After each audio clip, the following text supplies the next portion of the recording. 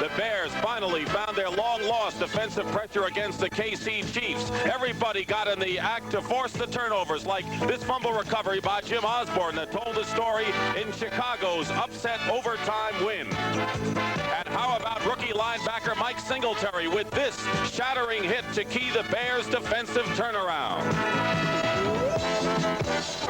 Meanwhile, the Packers have won 2 in a row, and last week they did it against the Giants with plays like this. Estes Hood's interception and touchdown, one of 7 turnovers forced by Green Bay.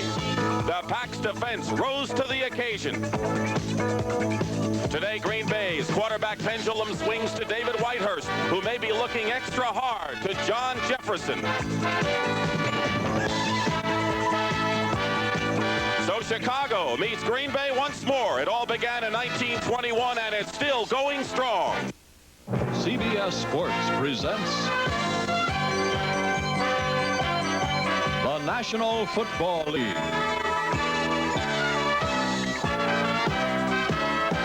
Today, the Chicago Bears against the Green Bay Packers.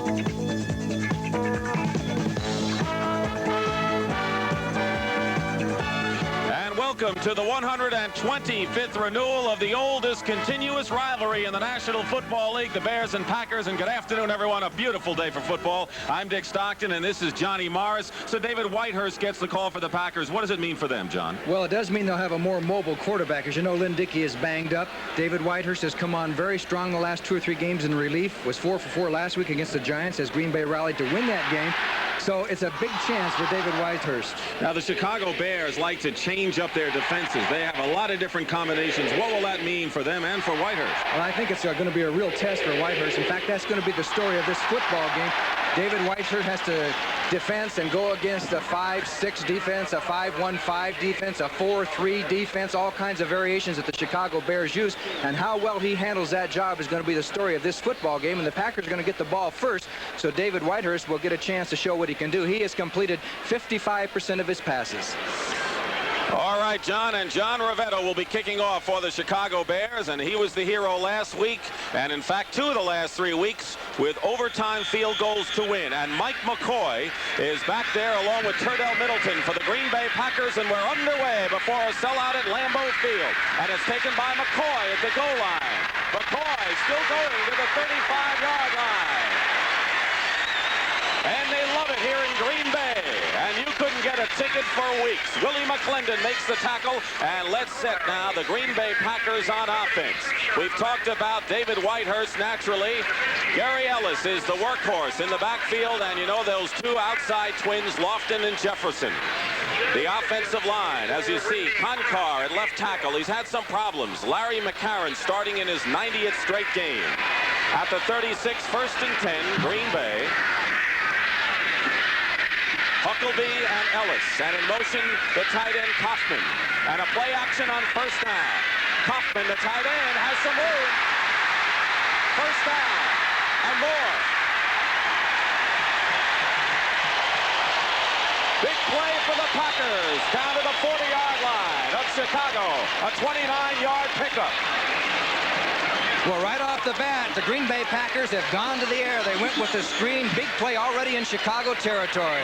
The Chicago defense, and they go 4-3, but they change it. The old man in the middle and the youngsters outside, Hampton and Harris. Wilson is back in the lineup after the ankle injury, and the secondary featuring Reuben Henderson, the rookie at right cornerback. So it's 1st and 10 at the 40 for Green Bay.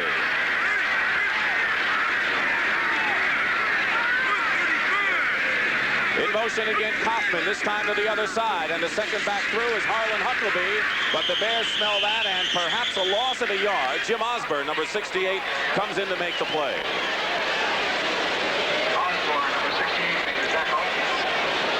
The Packers are going into a hurry-up offense right off the bat, trying to limit the Bears on their adjustments on defense. They don't want him to get into that 5-1-5 so easily. 2nd and 10 at the 40, and Huckleby caught from behind by Mike Singletary, the linebacker, and you saw the kind of hit he made in the opener. So David Whitehurst, as John mentioned, 4 for 4 for 60 yards last week. And Ron Cassidy, number 88, comes in as a 3rd wide receiver on 3rd down as Kaufman goes out. Todd Bruce Herron, 51, come in the game. But Herron, the linebacker, and Bella, the secondary. And both Lofton and Jefferson are split to the right. And the Bears are playing him tight. 3rd and 9 at the 39. And Whitehurst is going up to Lofton, and it's overthrown, incomplete, and it will be 4th down. Well, that was a case where James Lofton saw Doug Plank coming, number 46, and he did not. He saw that the ball was high, but he really didn't give it the old try for it because he saw number 46, and he knows what he does downfield to receivers who are strung out. So the Packers had a little drive going with a big screenplay, but now will be forced to punt. Apparently, they are at the Bears' 39. The Chicago Bears have Jeff Fisher, who is 2nd in punt returns, and punting will be Ray Stockowitz from the 47-yard line. Hot and cold rookie kicker from Michigan State, and a fine kick, but this goes, let's see, and it's a touchback. The Packers cannot stop it at the 1. So Ray Stockowitz, the rookie from Michigan State, almost had a kick that dropped at the 1-yard line. Instead, they bring it out to the 20, where the Bears will go on offense for the first time. So a big 29-yard play to Kaufman, and the Packers come up short. Evans, the quarterback. Walter Payton, after a thigh bruise, is back in the lineup. He didn't play in the latter stages against Kansas City. And the offensive line featuring the #1 draft choice, right tackle Keith Van Horn from USC. So Vince Evans is the quarterback, and he had a horrendous day, 7 for 30 last week. In motion is Suey, and the pitch to Payton. And Payton gets a good block and gets up to the 25-yard line, and Ted Albrecht was out there blocking for him. And the Green Bay Packers on defense. They like to go to the 3-4. Butler has been their best lineman up front, although Merrill has been a sleeper. And when they're healthy, a classy bunch of linebackers with Mike Douglas, perhaps all-pro eventually. And the secondary with a rookie Mark Lee at left cornerback. And Mark Murphy, who's playing strong safety in place of Johnny Gray, who was injured a couple of weeks ago. Gain of 6, 2nd and 4 at the 26. In motion toward the line is Baschnagel, and this is Matt Suey for a couple of tough yards off tackle to the 27-yard line. It'll be 3rd and a good 3 for Vince Evans. This city has really been electric ever since yesterday. A lot of Chicago fans came pouring in from Chicago. There's not a motel room available in Green Bay, and it's a beautiful day, as you mentioned, Dick, about 55 degrees, perfect for football. The sun is out, and who would have believed it in November in Green Bay? That's right. This is better weather than we had for the Tampa Bay game a couple of months ago, as you look at Matt Suey, who's performed very well, 2nd year from Penn State. And this has been tremendous economy for the Green Bay area when they play a home game. 3rd and 3, and Ezra Johnson, number 90, replaces Casey Merrill as the Packers expect a pass, and they'll get one, and the pass out of the backfield to Matt Suey, and it was Rich Wingo who read it perfectly. Rich Wingo got Suey, a loss of 3 yards on the play. Good play by Wingo because he had to cover Suey man for man. They doubled both outside receivers, leaving the linebackers in a precarious position. He played it well, and the Bears are going to be forced to punt. As you'll see, Wingo now, watch number 50 as he looks for 26, Suey. And Suey goes out into the flat. Evans throws out there, and Wingo was the man on the spot. Used to play for Bear Bryant at Alabama. Bob Thomas, who's been a consistent kicker, will boot it from the 10-yard line. A low kick, and Mark Lee coming up on the run. And down immediately. Good coverage by the Chicago Bears. Todd Bell, the rookie from Ohio State, made the play, but the Packers will have pretty decent field position. Parsons coming into the game averaging 40 points. You know, it's almost been like a college football rivalry, and the Bears lead at 66-52, although here in Green Bay, the Packers lead is only 27-26 with 4 ties, John. And just think, it started in 1921. Papa Bear George Halas was here then. For some reason, they didn't play in 1922. I'll have to check the records to see why. But since then, they've played a couple of times every year, and it's been a tremendous rivalry. In fact, it's what really built pro football, the Green Bay Packers and the Chicago Bears. And there's a man, Bart Starr and Zeke Bratkowski, who sends the plays in, who, of course, have been part of the rivalry, and Neil Armstrong. And we would be remiss if we didn't say that both of these coaches' jobs really are on the line for the rest of this season. 1st and 10 at the 44 for the Packers. And Ellis trying to find a hole going inside, and he's hit immediately by Otis Wilson, who returned to the lineup this week, although Brian Cabral pretty well in his absence against Kansas City. But Wilson alertly makes the tackle at the 45-yard line, a pickup of about a yard. That was good inside play by the linebackers. They went with the flow, and as Ellis tried to cut back against it, the linebackers are waiting for him. Singletary and Otis Wilson from the other side. 2nd and 9 at the 45. Gary Ellis, a good receiver and a good blocker back there with Huckabee and Lofton, or that Jefferson coming toward the line on 2nd and 9. And Whitehurst is dumped by Dan Hampton. Dan Hampton, who has nursed an ankle injury that they haven't talked about too much, came alive against Kansas City and led the team in sacks a year ago, John. They had 4 sacks last week, and they didn't have too many sacks earlier this year, but all of a sudden it's been beginning to pick up. Al Harris was in there to help force the situation.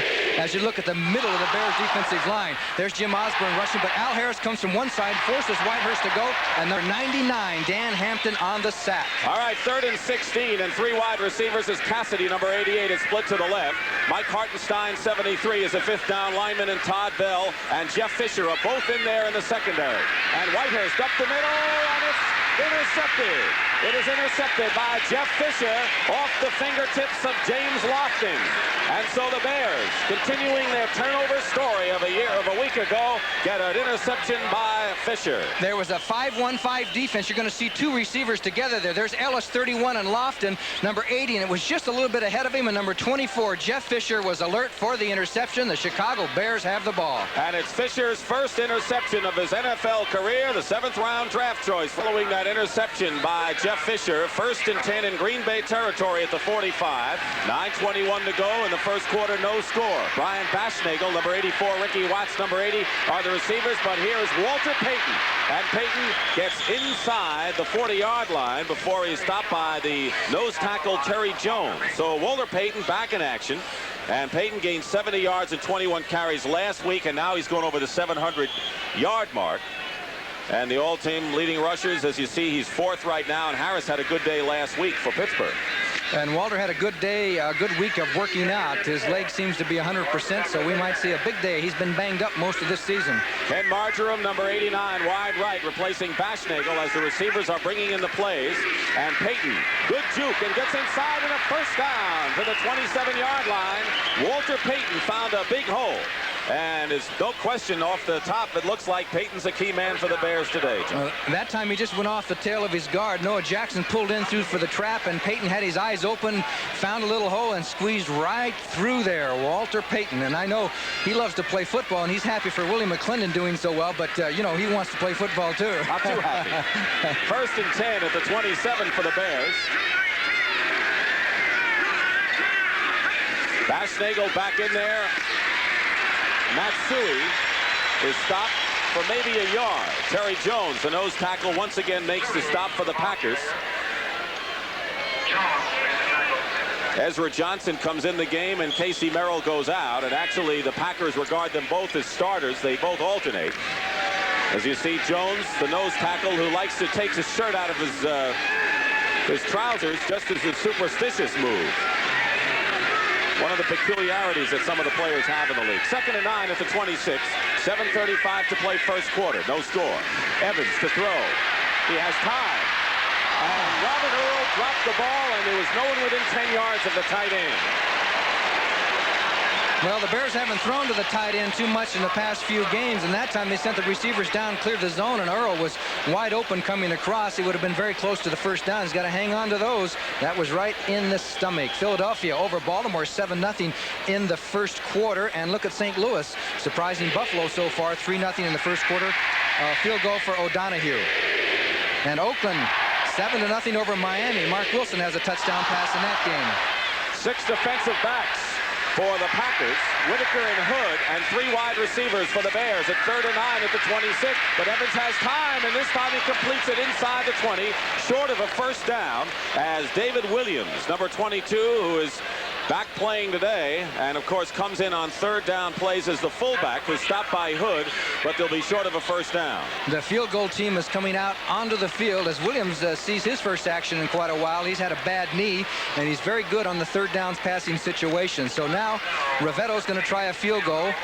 Apparently. You always have to say apparently. You never know in the NFL. Well, we saw what the Giants did against the Packers in a fake last week. Avellini will hold It'll be a 36-yard attempt for Rivetto, who has kicked 7 of 10 since joining the Bears. And this kick is up, and it is good. John Rivetto picks up where he left off last week by putting the Bears in front 3-0.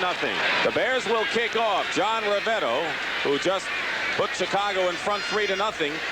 For the Packers, Mike McCoy and Turdell Middleton are both deep. Bart Starr is not happy with the kickoff return work by the Packers. Mark Lee had done both the punting and kickoff returns in the past, but he's trying a new combination this time. So far this year, they're only averaging 17 yards per return, and that's not very high.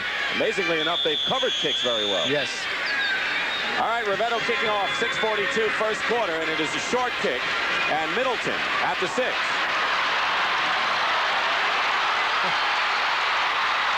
To the 35, Brian Cabral, the linebacker who played last week in Otis Wilson's absence, makes the stop. And so the Packers will take over in pretty decent field position. Turdell Middleton, who was hurt. Of course, the Packers still miss Eddie Lee Ivory, who was injured in the opening game against the Bears, which was won, by the way, by the Packers 16-9. Let's see how much the Packers throw on first down. They did it at the beginning of the game, and it was a successful screen. And a lot of people feel that if you want to beat the Bears with a pass, you throw it on first down where you have a chance to get a more conventional type defense. Jefferson wide left, Lofton split to the right. And a quick toss. Wide receiver screen to James Lofton, who has a first down past the 45-yard line and near midfield. Terry Schmidt drove him out of bounds, number 44, the left cornerback. So a quick pass, and one of the things the Pack wanted to do is to get outside on the Bears' defense. Now that play almost went for a touchdown. There was a saving tackle by the ankle from behind there. I think it was Plank that came over and just tripped him up because all three offensive linemen got out there in front, and that was a well-executed play. First down, Green Bay. Lofton coming in the game as the leading receiver for the Packers. Caught only 2 against the Giants last week. First and 10 on Green Bay's 49 out of the eye. And another toss, this time to Lofton, complete, out of bounds at the 30. And Reuben Henderson, the other cornerback, and no secret to what the Packers are doing to the Chicago Bears defense here. That time they beat a double coverage. Actually, it was one-on-one. Henderson up there pushing, but he had Plank to help him a little bit deep. And they caught it right between the zone. He can hit him there, but you see Plank 46 coming over, but it's too late because they didn't throw it so far downfield. Had they thrown the long up pattern, then Plank would have been there for the coverage. Good thinking, good play by the Packers. 2 straight passes, good for 35 yards to James Lofton, and a first and 10 for the Packers. And Gary Ellis had an opening that was sealed in a hurry by the Bears to the 28-yard line. Otis Wilson, the linebacker, makes the tackle. So obviously Lofton is getting the call early. He started out on the right sideline, went to the left, and they're trying to beat the corners down the field. So a gain of 2 for Ellis. His second now and 8 at the 28. Packers' offensive line has not protected the quarterback well this year. And in order to hit the deep men, he's going to need time. And notice on that 4-man front, the 3 linebackers all inside the defensive linemen. It's a stacked defense. They're playing the 4-3, and another quick release. Lofton again, and James Lofton is a first down and out of bounds at the 10-yard line. And it was Gary Campbell this time. So the quick pass to the wide receiver, and a good move by Lofton, and Green Bay's threatening. Excellent play as Lofton got away from Plank and Henderson on the quick pass. Plank first, and then he puts a little juke onto Henderson, and if Campbell had not been hustling from his linebacker position, Lofton would have had a touchdown, but the Packers on the move via the passing game. And 3 receptions to Lofton, that one for 17 yards, and it's first and 10 at the 11. And there you see at the top of your screen, Jefferson and Lofton are split. And Jefferson comes toward line in a play action. Whitehurst overthrows Kaufman, and Gary Campbell was defending on the play. So it'll be second and 10, and keep in mind that the Packers can get a first down without getting a touchdown. Interested play, and a good play that the Packers have used before, where they have Lofton going against the grain, back against the flow of the quarterback, and it's worked for him in the past. At that time, 59, Gary Campbell had it well covered. Now we have a second and 10. Let's see if the Packers go with a couple of passes rather than trying to run it over. I have an idea they're going to pass. Bears are in their 5-1-5 as Jeff Fisher comes in at the secondary. Mark Hartenstein, number 73. Mike, former Penn Stater, is in as a down lineman. Second and 10 at the 11. And that inside pressure And the pass, penalty marker down, and it may be offensive interference on Jefferson. Let's see. Terry Smith was back there. The pass was intended for Jefferson, and 2 penalty flags are down. And apparently it may be against Smith. We'll see. It is. Terry Smith is guilty. And it's going to be 1st and goal at the 1. The Bears had a blitz. 46 was picked up. That was Doug Plank, and they just threw out their one-on-one situation, and we can't really pick it up there, but they're calling Schmidt for interfering with Jefferson, and it's going to be a 1st down at the 1. That's what you call a big call. Referee is Gene Barth. Gary Lewis, number 81. 2nd-round draft pick from Texas Arlington is in there at the wing-back right. 2 tight ends are in there for the Packers. 1st and goal at the 1. And Harlan Huckleby is stopped short of a touchdown. And a superb play by Lee Coons, number 57 from Nebraska, to prevent the touchdown. Yes, he lined up way back of the goal line and just looked to see where the hole was going to be and threw his body in there and stopped Huckleby's momentum. So the Packers are second with about 3/4 of a yard. Now watch 57. He comes flying in there. He comes from way back, and there's nobody really to block him. And if he can time it right, he can stop the ball carrier. 2nd and goal now at the 1. Ellis is the up back. And a play action. They're looking to throw. Harlan Huckleby has a touchdown. Green Bay.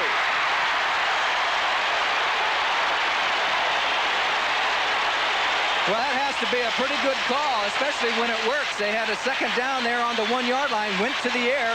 A tough job for a defensive back to cover that back out of the backfield when you've got that threat of the jam right up the middle. He goes out as Hartenstein tried to leap up and obstruct the quarterback, but there was Huckleby out there, and Finsick tried to make the tackle in time, but no dice. Touchdown, Green Bay. And the 5th touchdown pass of the year for Whitehurst. And as you said, the gamble and a key block there by the center, Larry McCarron. And Huckleby with his 1st touchdown reception. The extra point by Stenerud is good.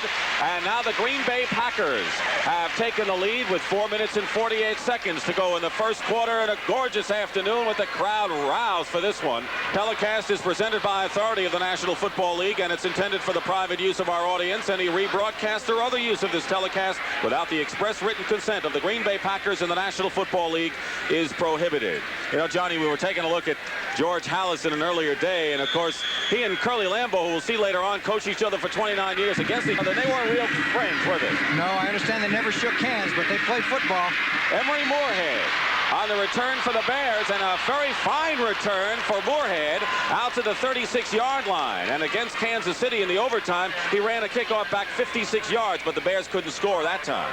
Both these teams have had trouble on kickoff returns, but you wouldn't know it by today. In fact, a lot of people predicted maybe a 3-3 game, nothing, because of the offenses haven't been all that hot. Well, we got something going. It's already 7-3, and we're only a few minutes into the game. Johnny, one thing we've learned is that whatever is expected, the opposite will happen. Especially in a Bear-Packer game.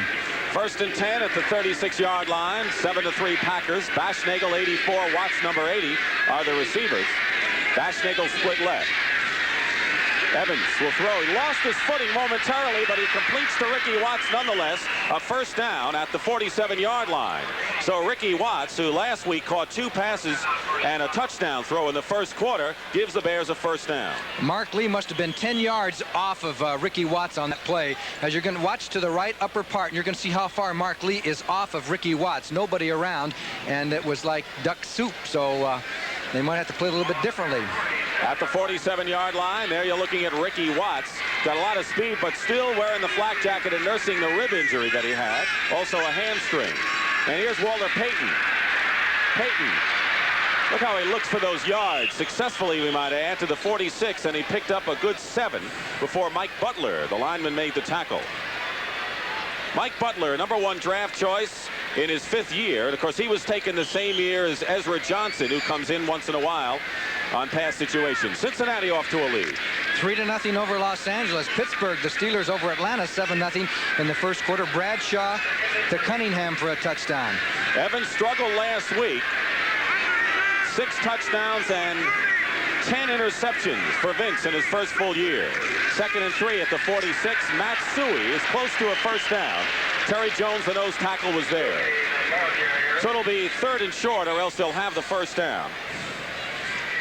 I think it's going to be a touch short. It'll be about maybe a half a yard. Looking at the Packers defense and now the Bears on offense. We told you Matsui fumbled in a controversial call in the opening game of the year on the 1-yard line. And the Packers won 16-9. Robin Earl, number 81, has come in. Mike Cobb, number 87, who has had a chest injury but is playing. In motion, Watts, 3rd and 1 at the 43. And Walter Payton dives to the 40 for a first down. He is almost impossible to stop on that play. If there's a little air there, he's going to find it and get up and over. He would have been great in the Olympics with maybe a double swan dive or something like that. Probably would have gotten a gold medal. For sure. He gets a gold medal in the NFL as Philadelphia being tested here. Curtis Dickey scored for Baltimore, but the extra point missed. 1st and 10 at the 40. Watts wide right, and Marjoram is split to the left.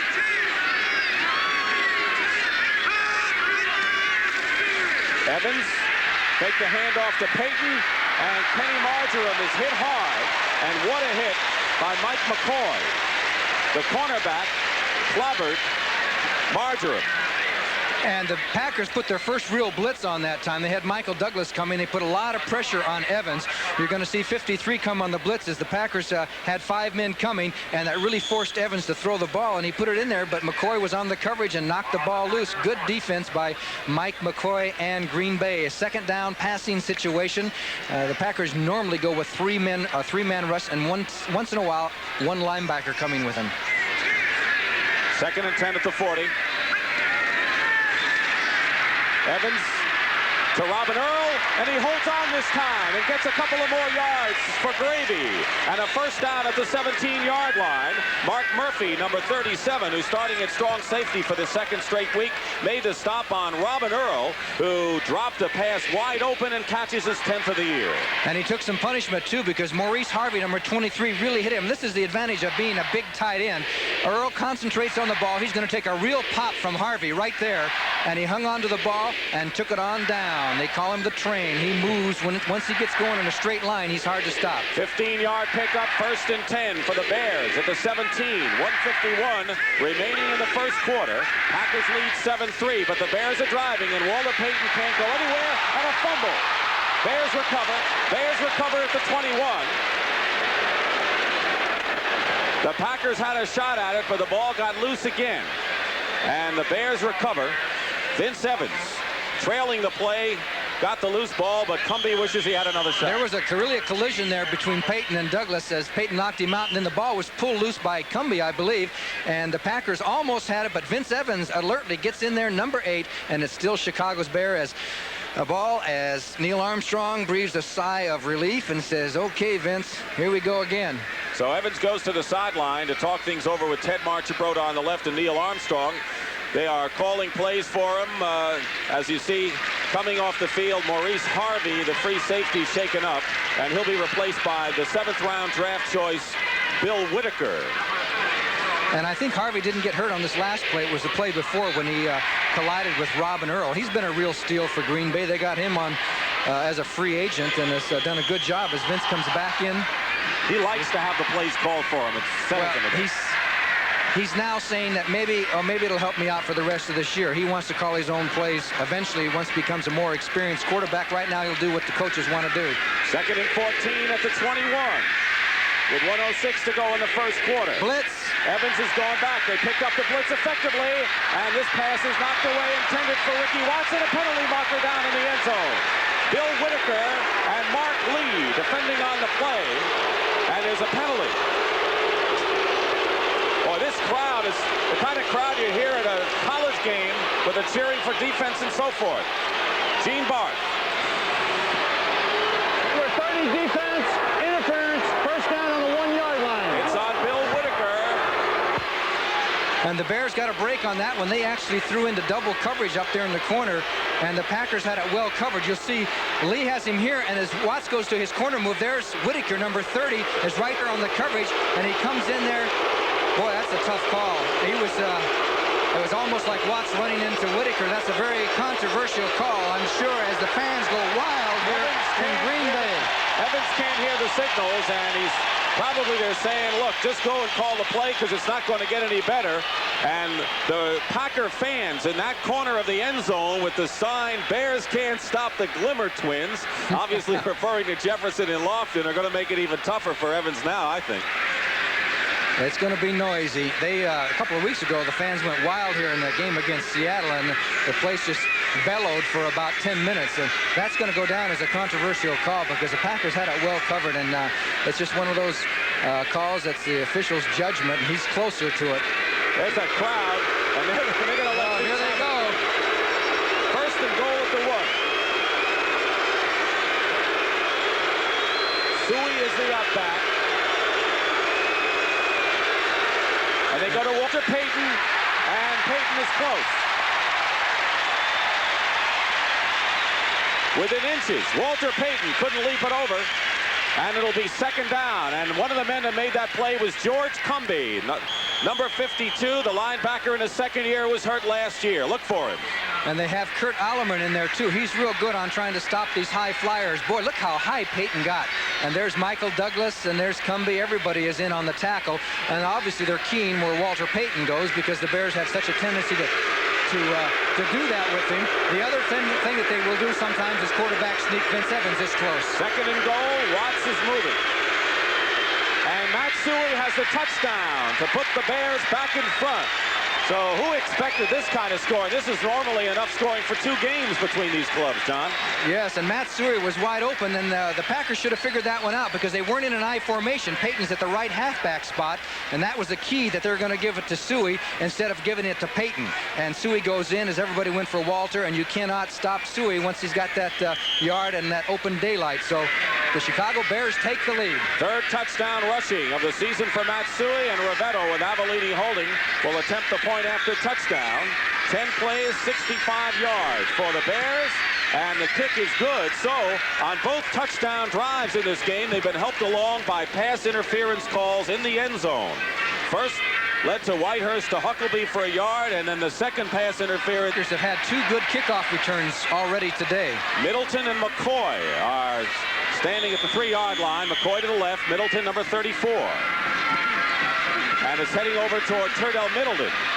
Inside the 10, and he stepped out of bounds. Turdell Middleton steps out of bounds at the 7-yard line. A bad break for the Packers. Well, he thought he could catch it and then go right up the sidelines, but the momentum took him on out, and that's the kind the coaches will look at in the films and say, what are you doing? You get an F on that play.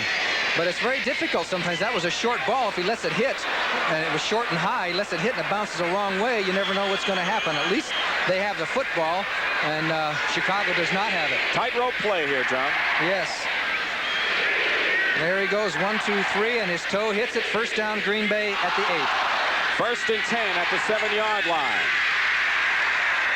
And it's Huckleby.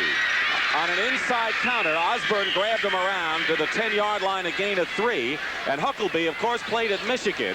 In the Rose Bowl, he was originally a number 6 draft choice by the New Orleans Saints. Couldn't bust that lineup with Galbraith and Muncie, and went to play Canadian football and may have found a home here in Green. Start of the second quarter, the Bears lead at 10-7. And is on their own 10-yard line. Second down and 7. Lofton wide left.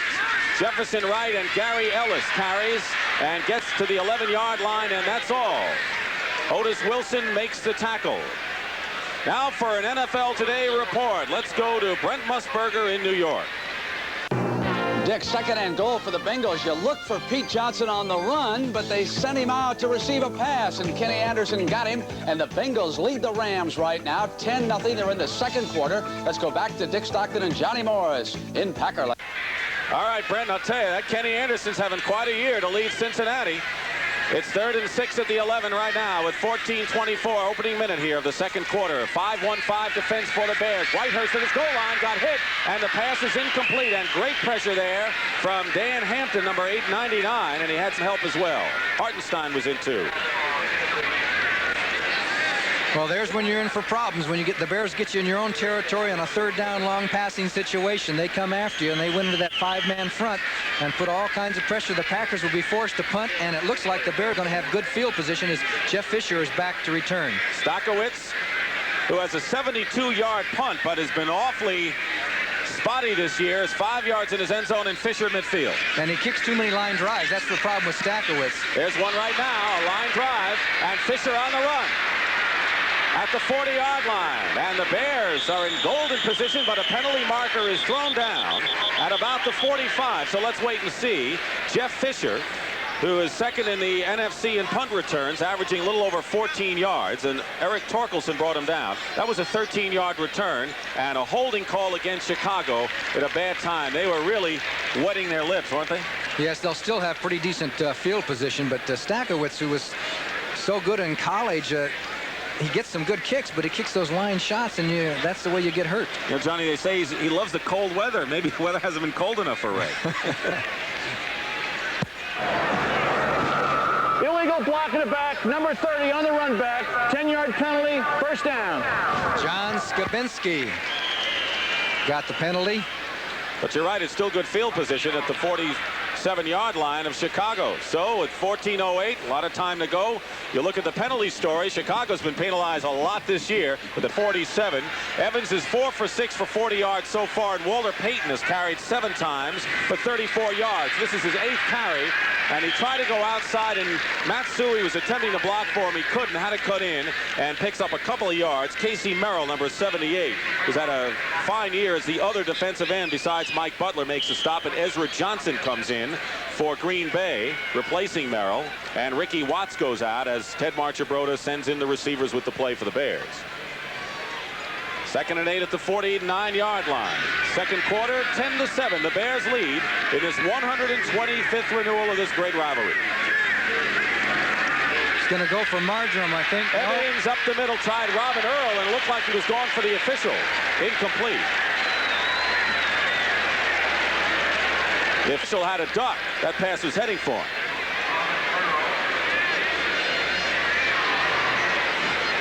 That's twice in that situation where Marjoram's been out here on the strong side as a flanker. As we look at this replay, as the Packers put the blitz on, brought 2 linebackers, and here comes Earl across the line of scrimmage, and the official did get in the way, and the pass was thrown behind him anyway. So Whitaker and Estes Hood come in the secondary as Murphy goes out. 3 wide receivers for the Bears. Dave Williams, number 22, is in as the fullback, going out on 3rd down.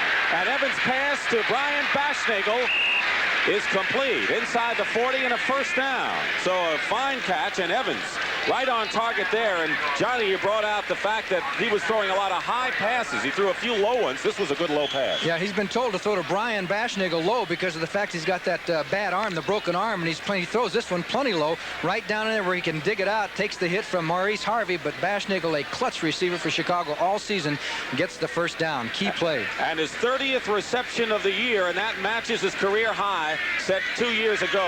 That's a man that played in 4 straight Rose Bowl games. First down story as we have 1st and 10 at the 39-yard line. And a blitz, and Walter Payton was brought down by Terry Jones at the 40. It looked like a safety blitz coming up for the Packers. It was Mark Murphy. It was like two cars passing in the night as Murphy went one way and Payton went the other way. And but it did jam up the play so that they weren't able to get too many yards out of it. In fact, less than a yard. So it'll be 2nd and 11 as Robin Earl, number 81, comes back in. Cobb goes out. He was in for a play. So Watts is wide left. Marjoram, the rookie from Stanford, wide right. This is a situation for Marjoram. 2nd and 10 at the 39. And Payton moved. There'll be a penalty marker down. Walter Payton moved, and there's a fumble, I believe. Evans lost the ball, and it was recovered by the Bears. But the penalty marker was down, and Payton had just moved forward. He got a little mixed on the count because he was going to go sideways, but before he went forward and then sideways, and that's where the penalty came about. And obviously a good decision. They refused the penalty because they got the sack there and almost recovered the football. So the Bears are in a 3rd and long situation as St. Louis has a surprising 10-0 lead over Buffalo. Well, that's an up-and-down team. You never know what the Cardinals are going to do. They beat Dallas, and now they're shocking Buffalo. So it's 3rd and 17 at the 46. And the Packers now going with 5 defensive backs. 3 wide receivers in there, and Evans is going to try and run, but he knew he had nowhere to go. Terry Jones and Ezra Johnson both stopped him at the 45-yard line. So despite good field position, even after the penalty, the Packers defense rose to the occasion. The Bears had everybody covered, I should say the Packers had everybody covered downfield, and Evans, who hasn't been running too much lately, when the pass situation breaks down, took off and ran, but the Packers were alert. You see Ezra Johnson, number 9, forces him back to the left here, and then here comes Terry Jones for the tackle. So it's 4th down, and Bob Parsons will kick from the 45, heading toward Mark Lee, who calls for the fair catch, and it's down by Matt Suey, or make it Todd Bell at the 2-yard line. So the Bears, with great coverage on that kick, it also took a Chicago bounce instead of going in the end zone, and so the Packers have their backs to the wall here. And it does a lot of times. Parsons is great at kicking inside the 20, the ball. All right, Kermit and his friends are here, huh? Well, the one on the left is the Bears' #1 draft choice, and the one on the right is the Packers. Kermit the Frog. All right, they're coming from all over the Midwest. Wisconsin, 1st and 10 at the 2-yard line for the Packers. Trailing 10-7 of the Bears. What does Whitehurst have up his sleeve now? Play action in the end zone. He has time, and he's going outside and overthrows Harlan Huckleby, who is defended all the way downfield by the linebacker Otis Wilson. What's happening with Cincinnati and L.A.? Well, for an NFL Today report, let's go to Brent Musburger in New York. Dick, it is 3rd and goal. Pastorini under center. Pulls out. He's got Preston Denard's number. He wants to go to the left. Breeden, the defensive back, comes with him. Breeden reaches around, knocks the ball away. The Rams have to settle for a field goal. It's 10-3. Back to Dick. All right, Brent. 2nd and 10 at the 2, following the incompletion of Huckleby. And look at that changing, stuttering defense by the Bears. And it's Huckleby. And Huckleby gets some room and gets out to the 15-yard line before Gary Campbell, the very active right side linebacker, makes the tackle. And Huckleby got the Packers out of a tough jam there, and Campbell brought him down. He almost broke it. It looked like there were Bears all over the place, and he found a little hole and got through there. That was a clutch play because it was an in run right on the goal line. If anybody had knifed through, let's take a look at it. As Huckleby goes to the right, Leotos Harris makes a good block, and there's 31. Gary Ellis goes through the hole first, can't find anybody to block, and finally Huckleby gets downfield, 1st down, Green Bay. At the 17, Jefferson was out for a play. He's back, and in motion is Kaufman. And rolling out is Whitehurst, and his pass to Ellis incomplete, and we almost saw Mike Singletary come whizzing by to pick it off and maybe go in. So Whitehurst pass is incomplete, and Singletary, who really hit so well last week. And he did a good job on that. It was a pass play. The one thing that Singletary has had some problems picking up on in his first year as a middle linebacker is the pass coverage. And that time he was kind of sneaking around there. Whitehurst didn't see him, almost had a touchdown. Green Bay, 2nd down. 5-1-5 defense for the Bears. 2nd and 10, 17-yard line. 10:27 remaining in the 2nd quarter. Bears lead it 10-7. And that was a mix-up play, I believe. It was not a quarterback keeper as far as I could tell. One of the backs missed the cue there, or Whitehurst, but it looks Whitehurst is now talking to Huckleby and trying to explain to him that, hey, there was a mess up there. Whitehurst at one time in his career started 38 consecutive games for the Packers, and then of course this is only his 2nd start in the last 2 years. He's in his 5th year from Furman, 8th round draft choice. 3rd down conversions have been tough today for the Pack. 3rd and 13 at the 14. Jefferson and Lofton wide left, and Cassidy, the 3rd receiver, wide right. Pressure. The pass, incomplete, and diving and trying to pick up something was Gary Fensick, but good pressure for the Bears as they did against Kenny last week. And with just a 4-man rush, they put a little twist on him. Page got through there, and Whitehurst was under pressure, had to get rid of the ball, and almost had it intercepted. So Stockowitz, he might as well build a tent right around there. He's had to kick twice from his own goal line. If he's going to kick those line drives, he ought to kick either to the right or to the left, not right down the middle. Jeff Fisher at the 43 for the Bears. They tried for the block, and no penalty flag is down. Stockowitz kicked it, and it gets by Fisher. I don't believe he touched it, obviously not, and the Packers down it At the 37-yard line, Bill Whitaker. So the Packers get out of a big jam right there, and they got to roll. Leaders, we got the fans chanting in unison. We have everything but a cannon here. We got signs all over the place. That's the kind of spirit we have in this game. 1921 Bears. How'd they make out, John? They won 10, lost 1, and tied 1. A pretty good outfit. Yeah, they beat Rock Island and Rochester and the Packers. That was the start of this great series. 1st and 10 at the 38 for the Bears, and Vince Evans in the pocket. Pass is complete to Ricky Watts, and did he thread the needle? Evans to Watts at the 35. Mark Lee defending. And when you talk about the arm Vince Evans possesses, there was a graphic example of it. Yes, that was a cannon shot, and it's a good thing it was, because Maurice Harvey, 23, was coming over. Watch Harvey would just miss the interception as Watts gets the inside position on Mark Lee, and the ball is right on the diamond. You're going to see 23 come flying by. He's the safety there, and he almost batted the ball away. Mark Lee had to make the tackle, and the Bears have been pounding on Green Bay in Green Bay's territory most of this game. 25-yard pickup. Roland Harper, number 35, is in the game, and on a reverse. Marjoram. Marjoram goes inside. Marjoram to the 25, and another Chicago first down. So the Bears go on a reverse, and Ken Marjoram from Stanford, who has had a fine year and leading the Bears in receiving. And he does a great job of setting up Noah Jackson for his block. You're going to see 65 out in front here, and he throws a block on McCoy. He's off to the right there, and Marjoram sets him up by faking outside and then cutting inside. Here comes the block there by 65. McCoy was down. Marjoram goes up the field, and finally it's George Cumby, and Marjoram actually kind of went down on his own. He figured he had enough. He caught 4 passes last week. Marjoram and Lofton know each other well. They're in business together. From Stanford. Oh, it's an interception. The pass is intercepted. Mark Murphy. And he's out of bounds. And what a play by Mark Murphy when the Bears had run off 2 big plays. Evans came all the way downfield and jarred Murphy out of bounds. A big interception for Mark Murphy. His second in 2 weeks. Evans did not see him as Murphy just hung in that short zone, took the interception. Here's an amazing play by Vince Evans, a quarterback at the middle of the field, and he runs all the way over and knocks Murphy out of bounds. A tremendous play by Vince Evans, showing the speed that he has for a quarterback. Look at him. That was sensational, but you can't take it away from Murphy. He smelled the play out, got the interception. Green Bay deep in Chicago territory. What a football game. There he is. As you see, he was going for that short zone, and Evans just didn't see him, and he made the good grab, took it down the sidelines. The Packers have it. 1st and 10 at the 29-yard line. Murphy intercepted one last week against the Giants. A big one here, and it returns at 39 yards.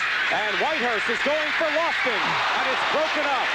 Fine defensive play by Gary Fensick, who had him in front, and Fensick broke up that touchdown pass to Lofton. And also it was Doug Plank on the front side who might have been the one who actually knocked the ball down. But that time you had 2 safeties covering the fleet wide receiver.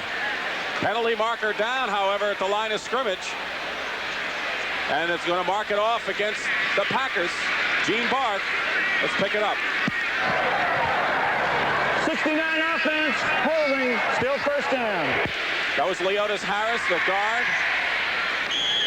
And Harris comes out of the game. And a 5-1-5 Packer defense now at 1st and 20. Arlen Thompson, number 71, from Baylor, replaces Harris. The ball at the 40-yard line, 1st and 20. Jefferson and Lofton wide left. Now you see Terry Schmidt going this side. Now he's got to chase the man in motion over across the field. And it's Jefferson, the man in motion. 8:02 to go. Second quarter, 10-7. The Bears lead the Packers. Whitehurst, short drop, and he's going to Jefferson. And it's knocked away. Another fine play by the Bears secondary, Terry Schmidt, who went over to follow Jefferson, followed him all the way, Johnny. And that's not an easy job. Terry Schmidt, a lot of teams trying to pick on him throughout the year. Now he's one-on-one. He's playing him not too deep. As soon as he sees him goes toward the sidelines, Schmidt turns his back and runs with him. And then turns his head. And the key is if the defensive back turns his head when the receiver does, and it's just a heck of a play by Terry Schmidt. Bart Starr told us he thinks that Schmidt is an underrated cornerback. He is. Very underrated. Picked up on waivers from New Orleans. 2nd and 20 on the 40. And Whitehurst doesn't like what he sees. And the Bears, we talked about it at the top of the game, about how Whitehurst would react. to the changing defenses of the Chicago Bears, and right there he had to call a timeout. So the Packers use up a timeout with both coaches, Bart Starr on the left, Neil Armstrong, know they're on the spot. They say that Starr needs at least an 8-8 year to keep his job. Who knows what will happen in Chicago? But the Bears have won 2 out of 3 with 2 overtime wins against tough AFC Western squads and leading here. And Minnesota has taken an early lead over New Orleans, 3-0 on a Dan Meyer field goal. Oakland now 14-0 over Miami. And right here, 2nd and 20 at the 40 for the Packers in green against the Bears in white. In motion is Jefferson, and this time Reuben Henderson is watching him. And Whitehurst with a deep drop and a lot of pressure throws the ball away. And it was Osborne, number 68. I tell you, last week it was Page. Osborne coming in with some good inside pressure to force Whitehurst to throw it away. There's no question there's been a definite improvement in the Bear defensive line play in the last 2 or 3 games, and it makes a whole big difference on the performance of the team. When you get pressure from that defensive line, it makes the defense look like a whole different ball game. 3rd down conversions for you. The Packers have yet to convert. 0 for 3 as Cassidy, number 88, comes in as a 3rd wide receiver, and he'll be wide left with the Glimmer twins, as they call them here, Lofton and Jefferson to the right. 5-1-5 for the Bears. 3rd and 20.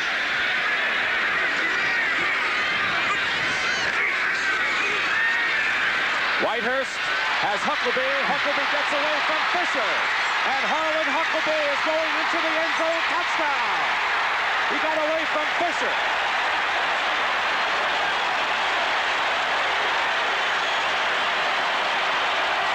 And they're going wild in Green Bay. The Packers had both wide receivers over on the other side of the field. They brought Huckabee out, and he got away from Jeff Fisher, 24 first. He made the grab from the up position. He sneaks out from the line at the left ear screen. Now Fisher's going to have a shot at him and misses him. And then his best move that he put on Fensick, Gary Fensick, 45, will come over for the tackle right here. He stops and goes back on him, and that was the key to that touchdown. Great play, individual effort by Harlan Huckabee. And he has caught 2 touchdown passes this afternoon. And the point after by Stenerud is good, and the Packers have regained the lead in what has developed into a seed. 14-10 Green Bay, and for the last 5 games, the winner scored 16 points or less. And one glaring exception was last season when the Bears rolled it up 61-7 over the Packers. We're not going to have a rout, I don't think, today, but we're not going to have a close, low-scoring game. We may have a close game. Now let's take a look at Stenerud's kickoff. He hasn't been kicking all that deep, but he does get him very high so that they can get down on the coverage. And the coverage, they've only given up 16.5 yards on the return. Moorhead at the 4. And good coverage again. Well, jarring hitting on the field as they get to the 20-yard line. Kurt Allerman, the former Cardinal and the savvy veteran, made the hit. So it'll be 1st and 10 for the Chicago Bears at the 21-yard line, and a penalty marker down, offsides called against the Packers as important game here. Offside, kicking team. Well, we're going to do it all over again because the Packers were called for offsides. Pittsburgh, Atlanta score. You saw New Orleans and Minnesota tied in a game that, of course, affects both of these teams, with the Vikings having the lead in the NFC Central. The Vikings were 6-4 going in, Tampa Bay 5-5, Detroit and Green Bay 4-6, and the Chicago Bears bringing up the rear at 3-7, but everybody still has a chance. Yeah, 5-5 is the best record for the 2nd wild card berth, and the Packers have 4 wins and the Bears have 3, and of course the Packers have, this is the first of 4 straight weeks against the Central Division rivalries. Unfortunately for Green Bay, they'll have to play most of those games on the road. Right. Stenerud 3 field goals behind Jim Turner, Blanda the all-time leader. Jan Stenerud, who went to Montana State on a skiing scholarship. He's in his 15th year. But Bart Starr said, there's no one I'd rather have kicking for the winner last week than Jan Stenerud, formerly with Kansas City. What is he, 19 of 21? Yeah, 19 of 21 in field goals. That's exactly right. That's really unbelievable. And that's a 90% rating. I think he's 1st or 2nd in the league. Seption has a pretty good percentage, but that's an outstanding year. And he has that new tee that he's devised where they offset the one little peg so that for the sidewinder type of kickers. There's Emery Moorhead.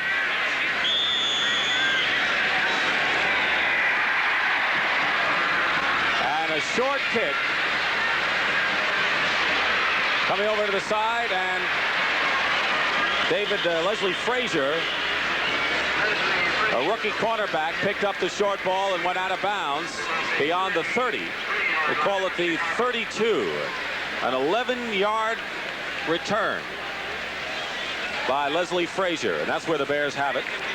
And we have a barn burner. Most people would have said, hey, this game's going to be, what, 3-3, 10-7? No way, not today. It's too nice a day. Everybody has to be entertained. Evans has thrown for 76 yards, 6 for 11. And the total offense is virtually even. 1st and 10 at the 32 for the Bears. Play action for Vince. He gets hit, and his pass is behind Marjoram and almost intercepted by Mark Lee. But tremendous pressure put on, I believe, by Casey Merrill. That time there was a little mix-up between Marjoram and Evans. I think Marjoram made a little adjustment in his pattern that time according to the defense on the double coverage. You're going to see Casey Merrill, number 78, as he got by Ted Albrecht to the inside and put the pressure on and almost had an interception. So the Bears are in a 2nd down passing situation. So Vince Evans from USC. He was a 6th-round draft choice and the lowest-rated quarterback in the NFC coming into this week's game. Walter Payton is just surrounded by a bunch and a loose ball, and the whistle had blown. There's no fumble. The whistle had blown. Rich Wingo is right in the middle of that pack early. And I think it might have been Douglas who stripped the ball from him, but they had already been forcing him backwards, and so you can't call a fumble. His forward progress, and he was being hugged down, you might say, and they swiped the ball, but at least they tried. For the Packers, Estes Hood and Bill Whitaker come in. Mark Murphy goes out. They're going with a 5 defensive back and a 4-man front with Ezra Johnson. David Williams, 22, is a fullback, and 3 wide men in there for Chicago. Fumble. Made at the 34, and a loose ball. Bears recover, but they'll have to kick. Some of the Packers, that's Michael Douglas saying, I got the ball, I'm going. He says, you can't play without this. They got a lot on the sidelines. Mike, don't worry about it. They had a little trouble on the snap that time. Evans never did get control of the ball. So Mike Douglas, we haven't mentioned his name too many times, but he has been an active pursuing linebacker this year as Bob Parsons kicks from the 15. Ron Cassidy and Mark Lee. Lee is the deeper of the two with 6:26 remaining in the half, and a good spiral, not very high. And Mark Lee, who returned one for a touchdown last week, gets a few, and that's all before Brian Cabral makes the tackle. So the Packers are leading it 14-10, trying to sweep the Bears for the first time since 1972. And Green Bay has it following that 42-yard kick and the 5-yard return. Well, more exciting NFL action next week, and these are the central games that mean a lot to us, John. We'll be in Chicago for the Lions and Bears. Green Bay is at Tampa Bay. A couple of good games, and the Bears will be glad to get home. They've been on the road for 3 straight games. So the NFL today will start it all off on a big Sunday of NFL football on CBS Sports. Check your local listing. Let's see if they throw on first down. They have been successful 4 out of 5 times throwing on first down. At the 37, the Packers 1st and 10. Lofton left, Jefferson right. Whitehurst is going up top to John Jefferson, and the pass is almost intercepted by Terry Schmidt, but knocked away as Whitehurst was determined to go to Jefferson no matter what. And Schmidt was there on the coverage. The ball was a little bit overthrown. He almost had the interception, but he was on the coverage, and he covered Mr. Jefferson very well. And that's why Terry Schmidt is underrated. Now, he had a little inside help there from Fensick, but once he goes beyond this short safety, it's all Terry Schmidt's man. The Packers had success with quick tosses outside. They haven't gone back to that. 2nd and 10, and Harlan Huckleby gets ahead of steam and has a first down, and he is tackled by Otis Wilson in devastating fashion, and awfully close. The crowd thinks to a face mask call, but no penalty marker is down. Huckleby is having a terrific afternoon. He has caught 2 touchdown passes and has run for another first down. Yes, it was a high tackle. He hit him around the neck, but they rule he did not grab the face mark. You can hit him in the head if you're making the tackle, but you can't grab that mask. No call, and it's first down Green Bay. Jefferson to the top. Lofton split to the bottom. First and 10 at the 49-yard line. Packers in their own territory. Play action and pressure by Alan Page. And the pass is incomplete. Jefferson to the top. Lofton split to the bottom. First and 10 at the 49-yard line. Packers in their own territory. Play action and pressure by Alan Page. And the pass is incomplete. They wanted to go to the tight end Kaufman, but Alan Page turned that play around for the Bears. He also got a little necktie tackle there and kind of distracted Whitehurst for a moment at just enough so that he couldn't throw that pass accurately. David Whitehurst out of Furman, born in Germany. And like he pointed out, he must have come from a military family because of some of the areas he's lived in. Yes, he grew up in Decatur, Georgia. That's pretty close to, what's that fort down there? Fort Benning. Second and 10 at the 49 for the Packers. Huckleby. Huckleby again, a first down inside the 40. And Gary Campbell made the stop, and once again one of those high arm tackles that look dangerous. But Harlan Huckleby is picking up 10, 11, 12 yards at a clip. That was a 12-yard gain for Huckleby. And a Green Bay first down inside the 40 with 5 minutes to go in the half as Huckleby gets ovation.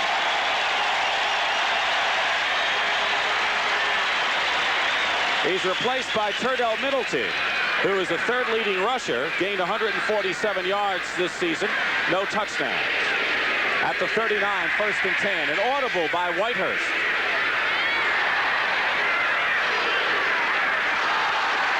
Penalty marker and a flag. Pass is incomplete. They were going to Ellis out of the backfield. Singletary knocked it away, but the penalty first. Dick Stockton and Johnny Morris at Lambeau Field, and what a game we've got between these rivals. The legal procedure call against the Packers will make it a 1st and 15 now.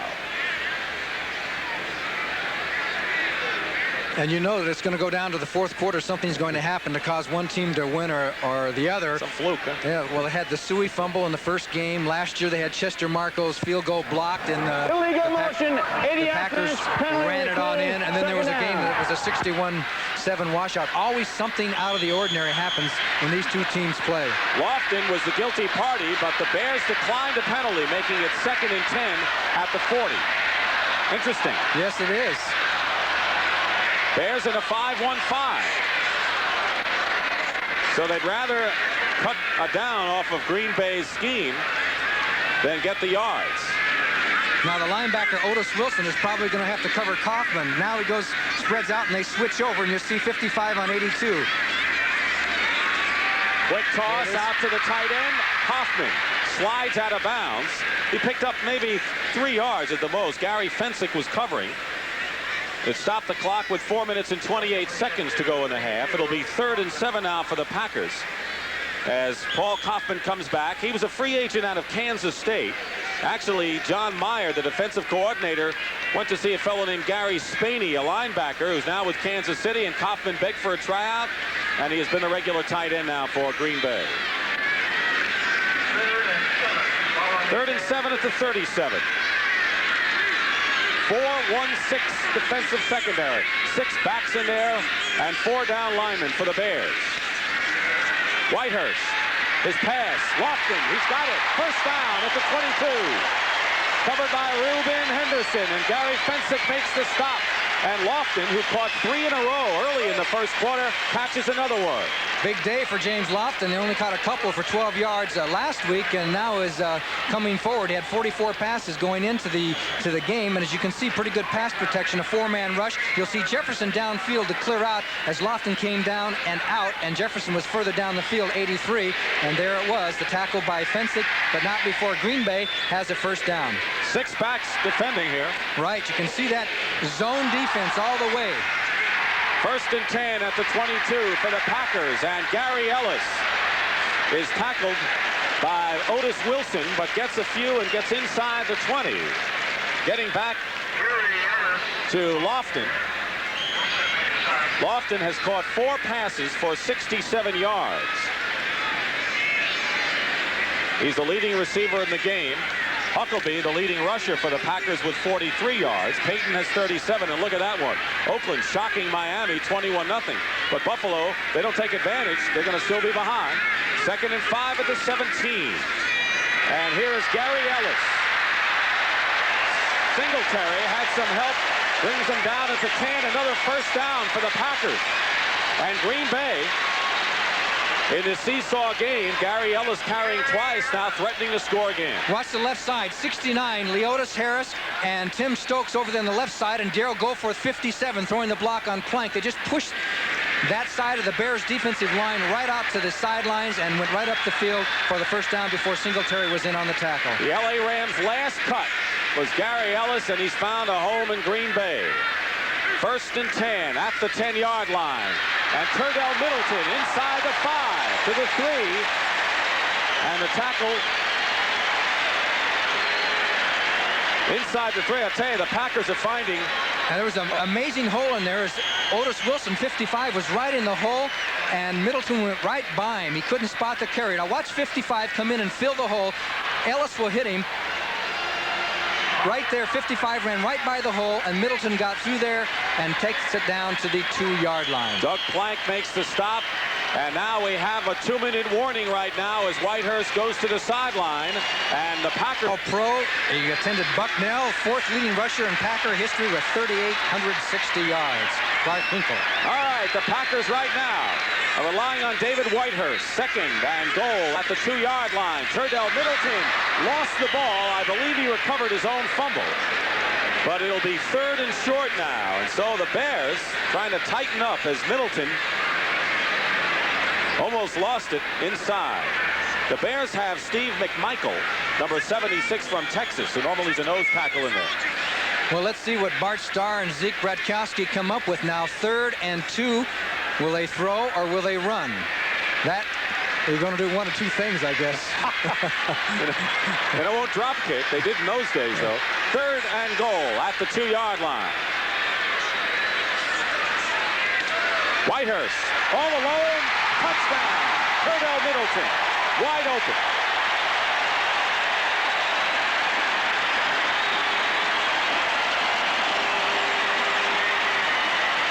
That one ended up being so easy, they almost blew it as the pass was a little bit short. There was a mix-up in the Bear defense because he was wide open out in the flat, and the Bears had pressure on Whitehurst. He just dumped it up and over, and somebody made a mistake out there because there's no way a player should be all by himself like that. Turdell Middleton, touchdown, Green Bay.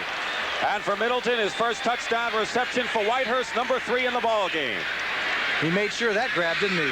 Stenerud adds the point after, and so the Packers have opened up 21. As the Bears duel the Lions in the Central Division action as Stenerud gets set to kick off. And on the receiving end will be Emery Moorhead, number 43 for the Bears. 1:17 remaining. Very high kick. And it's taken there by Leslie Frazier. And Frazier stopped at the 25. Estes Hood on the tackle as the Bears will now go into a 2-minute offense. There's 1:12 left in this first half.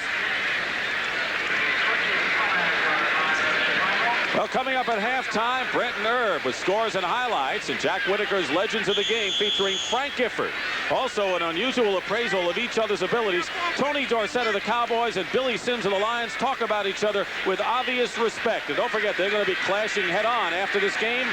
Dorsett and the Cowboys against Sims and the Lions.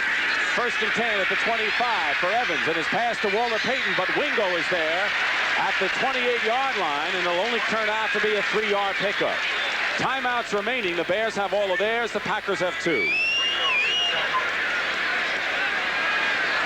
Lining up quickly. Williams out of the backfield. Penalty marker down. Payton could not hold on as Cumbie hit him. It'll be 3rd down, but the penalty first. It's against Chicago. Now, what do the Packers do?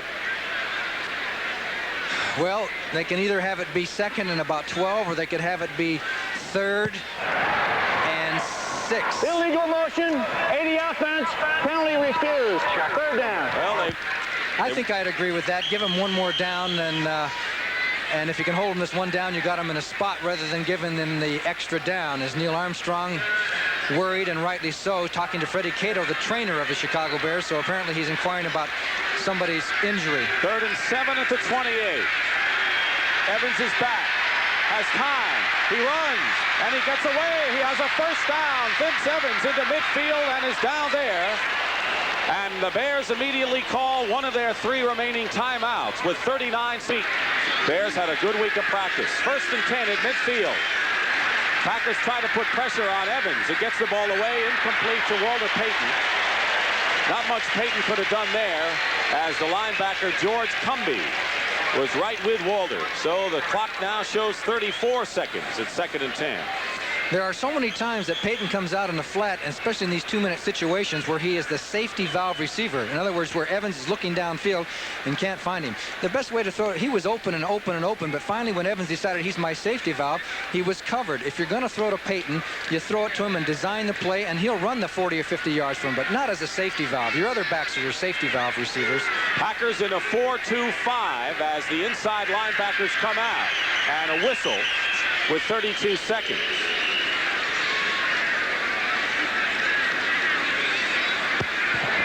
False start, 64 offense. False You know, the start. Bears have been called for too many of those procedure and false start calls so far today. The Bears have more penalty yardage this year than most teams. I think they have 650 yards in penalties. Just to give you an idea, the Packers had 420 some going in, so that's almost 230 yards more in penalties, and that starts to tell on you through the course of a season. John, that's the biggest statistical gap between the 2 clubs. 2nd and 15 at the 45. Bashnagel wide right, Watts to the left with 30 seconds to go. Up the middle, Ricky Watts, loose ball, and it was Mark Murphy who jarred Watts. It was a good throw. Watts was there, but so was Murphy, and it'll be 3rd and 15 with 27 seconds to go. What a hit by Murphy. Let's take a look at the coverage on Watts. He gets away from the jam by McCoy, and there is Murphy downfield to pick him up on this kind of coverage late in the half, and he does a nice job filling in very well for the injured Johnny Gray. Mark Murphy. An interception and a 39-yard return, which set up the Packers' 2nd touchdown here in the 2nd quarter. So it's 3rd and 15, 27 seconds remaining in the 1st half. Evans to the air again, and this time his pass is knocked away, intended for Bashnagel. Estes Hood, the 5th defensive back, made a fine play. He had 2 interceptions last week. Estes Hood is really coming on as the Bears are going to be forced to punt with 23 seconds left, and the half is not over. If the Packers could get some kind of a decent return and complete one pass, they might pick up a field goal. Who knows? They may just sit it out with 21-10 lead. They may just go in the locker room and say, we've had enough. Well, they've been cheering the defense, and the defense comes off the field. They've done their job. Parsons will kick. Here's Ron Cassidy. What's his hobby? He likes to watch soap operas. I couldn't believe that. He listed that as a hobby, so we asked him about it. Ron Cassidy.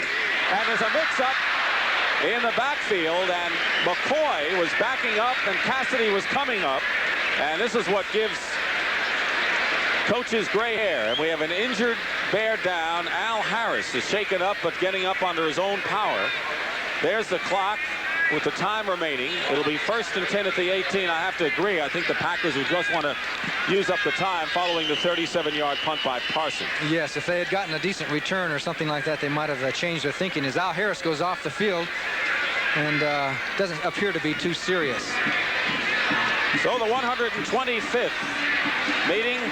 Harris goes off of this rivalry. Began in 1921, and we've been showing you some of the stars and some of the people, the coaches that have played a role in this Bear-Packer rivalry, which started in 1921. And you know they have had sellouts every game since 1959. Now that's what you call fandom. Yeah, the Papa Bear, George Halas, of course, he would do anything to beat the Green Bay Packers, wouldn't he? There's never been any love lost between the Packers and Bears, but that's healthy, right? You play to win. All right, don't forget Brennan Erb with scores and highlights coming up at halftime, and we have 14 seconds till half as Whitehurst gives to Ellis. Clock is running, and they're going to let it run down apparently. Doug Plank made the stop, and listen to the crowd They're enthused about this game, and why not? We're here at Lambeau Field, and Green Bay leading Chicago 21-10. Jan Stenerud boots the ball, and Emery Moorhead is deep for the Bears at the 5-yard line. Bears are down by 11, and the penalty marker is down as we get to the 22-yard line. We'll check out the penalty in a moment.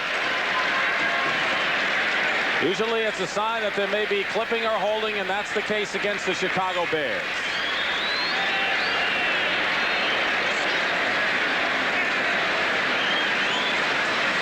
So the Chicago Bears will start with bad field position to start this second half from their own 10.5-yard line.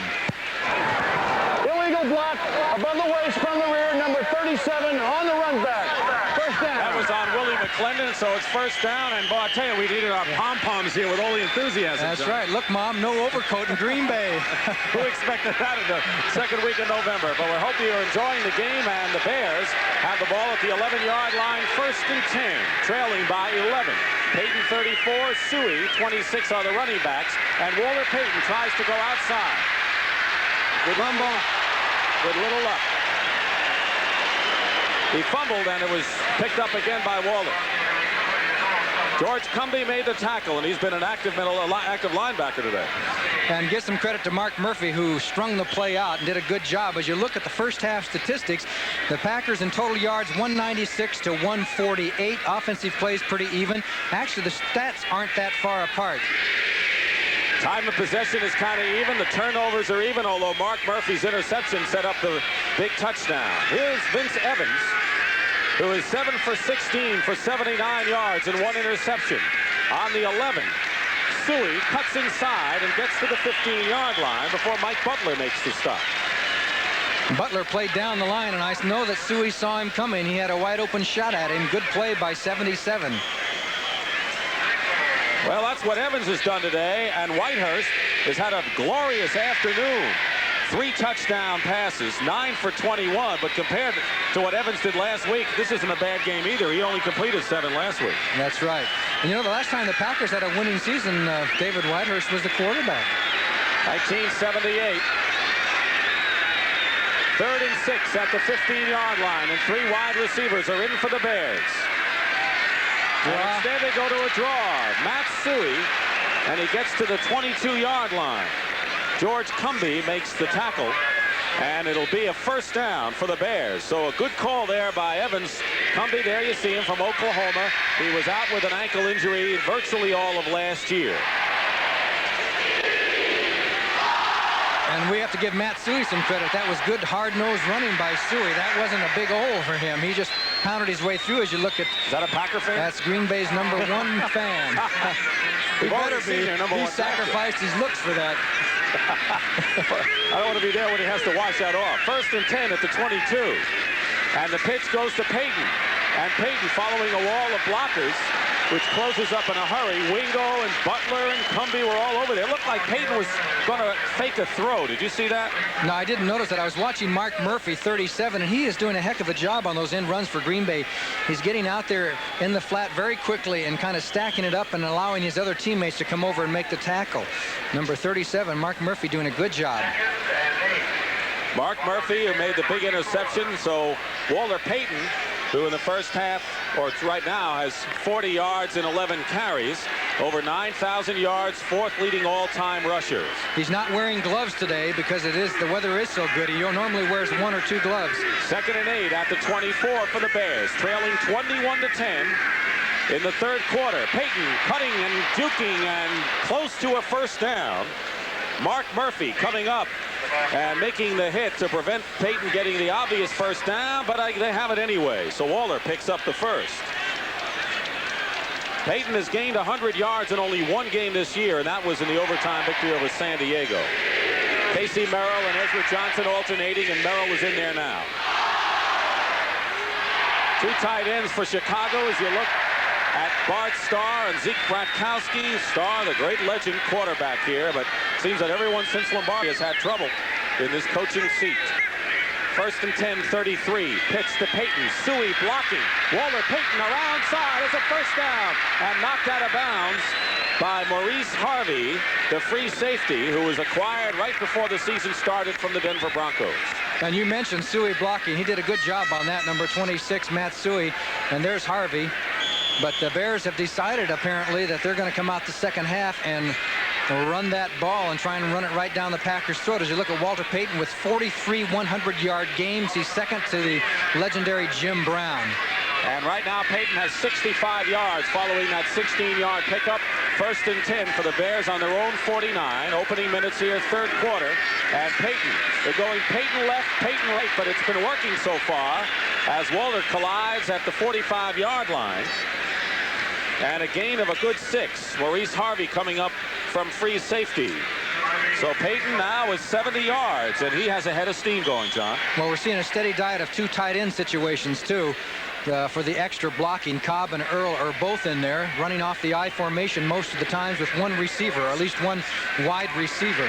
And it's strictly power football. Keep in mind the number of plays. The Bears had 100 plays against San Diego in 1. They had 91 against Kansas City in 1.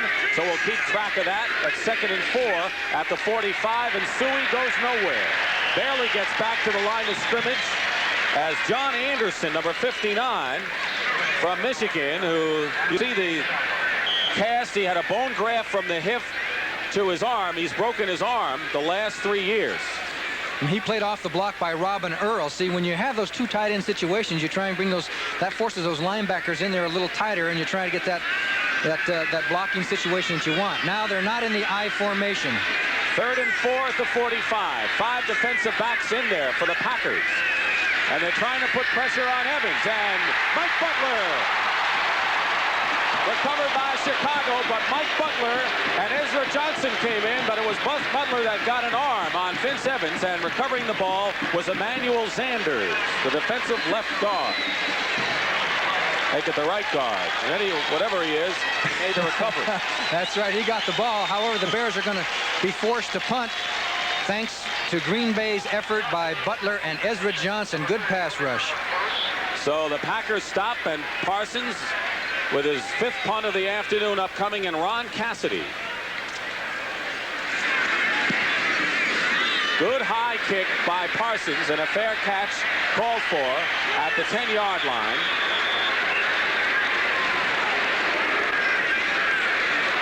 A little mix-up in the communications there because he probably shouldn't have tried to fair catch.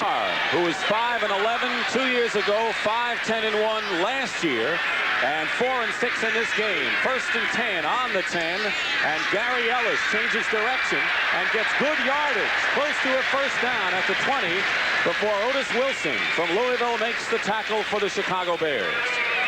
Good heads-up running by Ellis. He kept his eyes open because it got a little bit jammed. He had good blocks from McCarron. Leotos Harris came across, and he came back against the grain, got himself some yards. Good heads-up running. Lofton with 4 catches. Huckabee and Kaufman each with 2. It's 2nd and 1. At the 20-yard line, Harlan Huckabee does not make it, I don't believe, as Jim Osborne just took him, picked him up, and threw him down. So it'll be 3rd down, and coming in now for the Packers, Gary Lewis, number 81, and also number 33, Jim Jensen, who was the leading receiver and ball carrier for the Denver Broncos last year. Now with the Packers, and with Rick Parris coming on the scene in Denver, Jensen became expendable. Well, an obvious running situation to get the first down, but do you remember so many times? I can never forget it, all those times, because I saw it happen. Bart Starr, 3rd and 1. Play action pass. Play action pass. Max McGee, Boyd Dollar, right? Paul Horning out of the backfield. They're short by the length of a football. Maybe they could send Starr in for this one play. No? Hey, take off that sweater. Whitehurst Who knows what's under that sweater? Speaking about Denver, they're leading Tampa Bay 14-7. And don't forget, next week the Packers will go against the Tampa Bay Buccaneers in Tampa Bay. Minnesota with a 1-game lead over Tampa Bay, 2 games over Detroit and Green Bay coming into this afternoon's action, and the Bears at 3-7. And keep in mind, coming up next, most of you will see the Lions against the Dallas Cowboys. So it's 3rd and 1 at the 20-yard line. Gary Ellis has the first down. Dan Hampton got him, but a little bit too late, and so the Pack continues possession as Lofton and Jefferson come back in. Dan Hampton from Arkansas says, boy, I came so close to getting him, but he was short. One thing the Packers are doing is eating up this third quarter in a big hurry. There's only 7:37 left in the third quarter, and it seems like it just started. They probably realize what it's like to be in a Bear-Packer game. There shouldn't be this much scoring, and now they're reverting. So John Jefferson is split left. Lofton to the right at the 22, 1st and 10. Whitehurst play action. And Ellis incomplete. I got to give Whitehurst a lot of credit because he saw Huckabee was open as a safety valve out of the backfield, but he still wanted to force the ball and get it upfield. He hung in the pocket for a long time. Then he threw it he zipped it pretty hard there for such a short pass as he's looking to the sidelines to Zeke Bradkowski for the signal on this second play. But I still like the call. First down. A lot of teams, when you're ahead 21-10, would run the ball and try and get some drives going that way. He threw on first. I love it. Jets 17-3 over New England in the third quarter. The Jets were 5-4-1 going into this game. And Buffalo was struggling against St. Louis. The Jets could move up. 2nd and 10 at the 22-yard line. Harlan Huckabee gets to the 21. Dan Hampton and Otis Wilson combined to make the stop. Despite the fact that the Packers have 21 points on the board, the Bears' defense has not been bad this afternoon. I think Whitehurst has done a good job of throwing to the right receiver on a lot of these situations where they completed these key passes. Most of the key passes that you look back and think of in the first half, he was throwing to a one-on-one coverage, as opposed to a few times Evans threw into the two-on-one coverage. Sometimes you can't avoid it, but that is a good sign that the quarterback has a handle on what the defense is doing. Packers 3 for 8 in third down conversions and a 4-1-6 defense for the Bears. They have 6 defensive backs, and Whitehurst's pass is incomplete in no man's land. Lofton was deeper than Jefferson, but it was right in the middle, and a penalty marker down at about the line of scrimmage, and a holding call is against the Packers on 3rd and 10, and I would think the Bears would take that. No, they'll probably refuse and force him to punt. I'm sorry, that's right. 4th down. I'm not that much of a gambler. Stockowitz will punt from the 7-yard line. Ray Stockowitz will be kicking to Jeff Fisher, who's a single safety at the 40. Ray's had a good afternoon. Now, if he notices Jeff Fisher is on the right hash mark, he should kick over to the left of the left hash mark to make Fisher on the, he might be able to get it by him or at least make him go way over to one side. But good kick, though. Very good kick. And Fisher is at the 35, gets by Whitaker, but a whole host of Green Bay jerseys come over, and Fisher, on his own, returns it in pretty good fashion to the 47-yard line. So the Bears will have the Packers, but the Bears have the ball. 1st and 10 at their 47-yard line. Evans to the air, and he's going deep for Ricky Watts, and it is intercepted by Mark Lee. Mark Lee returns it to the 30. And down at the 30-yard line by Keith Van Horn. 28-yard return by second-year Mark Lee from the University of Washington. And he had Ricky Watts covered all the way, playing off deep, and he just watched the ball, and it was a little bit off the mark, and not a pun on the words, but Mark got it, and you're going to see a block by number 78, Casey Merrill, on Matt Suey. Number 26, 78 on 26, coming up right there. Boom! And that was really some kind of block as the Green Bay Packers have the ball in good field position. And the Packers have it 1st and 10 on their 30-yard line. Lofton and Jefferson wide left. Ellis and Huckabee, the setbacks. And Jefferson goes in motion. And Gary Ellis finds a hole. And Singletary finally stops him at the 35-yard line to pick up a 4. The Packers have had a change in the offensive line. Mark Conkar, who has been hurt, has been out, and Tim Stokes, number 76, has replaced him at left tackle, and he's been in there for quite some time. And he threw a good block on Al Harris that time. As you look at the Minnesota Vikings score over New Orleans, now 13-3. The Vikings were 6-4 going in, so a victory keeps them in pretty good shape if they hang on to win that one. There's Pittsburgh 21-10 over Atlanta in the third.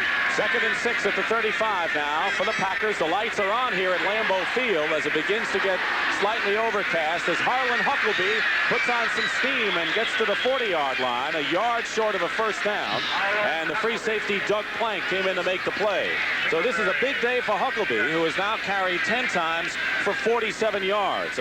Make it 48 for Huckleby, the former Michigan star. He's done a pretty good job. As you know, Eddie Lee Ivory was injured at the first game of the year against Chicago. He's had all those knee problems, and Huckleby has done a good job with some help from Turdell Middleton.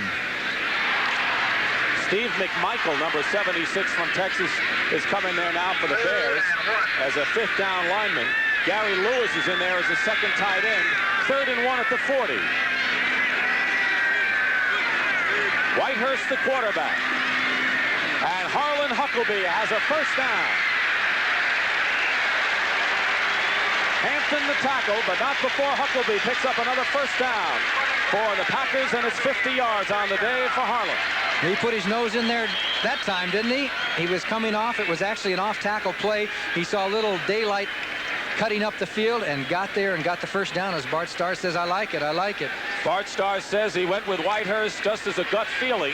He doesn't believe in changing quarterbacks because of injury as far as their status is concerned. First down's virtually even. The score is not. Packers 21, Bears 10.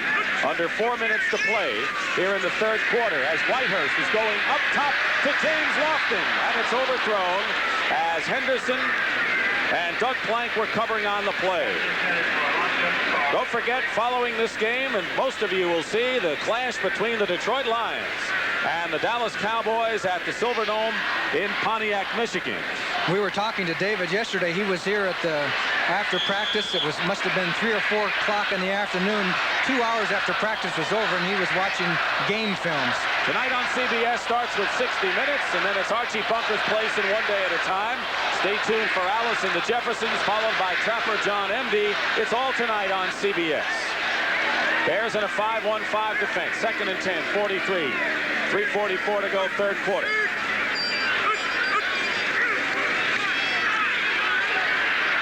Lofton overthrown. Terry Schmidt was with him step for step. It'll be 3rd down. That was the same play they tried early in the game that was successful. Just so that quick one before the safety can get over there and just beyond the cornerback. Didn't quite work that time. James Lofton. There he is. Terry Schmidt, 44 on the coverage. He actually got about a half a step, but the ball was slightly overthrown. James Lofton, who is a business partner of Kenny Marjoram. They have I guess a real estate deal going out at Stanford. Kenny Marjoram broke James Lofton's records at Stanford. That's doing something. As well as Tony Hill and Gene Washington's record. 4-1-6 defense. That means 6 defensive backs in there for Chicago. And Alan Page puts the chase on Whitehurst, and Gary Ellis drops the ball. I don't think he was going to go far because the Bears had Bruce Herron, number 51, ready to get him. But he was the only one there. If they had gotten a block on Herron, that could have gone for big yardage. But there was pressure, and it did not work as Bruce Herron got in the middle of the screen to stop Green Bay's drive. The Packers will be forced to punt. And the man who made it all happen was Alan Page. As you look at Stockowitz, Page is retiring after this year. And Jeff Fisher is at the 15-yard line. So we've had a scoreless 3rd quarter thus far. Fisher, the 15. And gets to the 21. Boy, there was a penalty there, but they didn't call it. I think Willie McClendon might have blocked Bill Whitaker in the back. Everybody in the stand saw it except the officials. So, 2 tight ends, Mike Cobb and Robin Earl for the Bears. At 1st and 10 on the 21. In motion is Basnagel, 84. And here's Walter Payton. And I'll tell you, Mark Lee was the man that stopped that play. He didn't make the tackle, but Mark Lee forced Payton to leap, and it was Mike Douglas who put the tackle on him. But good pressure from the secondary for the Packers on that play. The Bears have got to try to get some way to prevent Mark Lee from getting up there so quickly to jam up what they're trying to do. And they're going to continue to try and run Payton off the I formation around the ends against this 3-4 defense. You better start hitting somebody there. 2nd and 10 at the 21. Marjoram wide right. Ricky Watts to the left. Stewie and Payton the backs. And Evans is going for Ricky Watts, and he throws it out of bounds. Double coverage out there by McCoy and Harvey.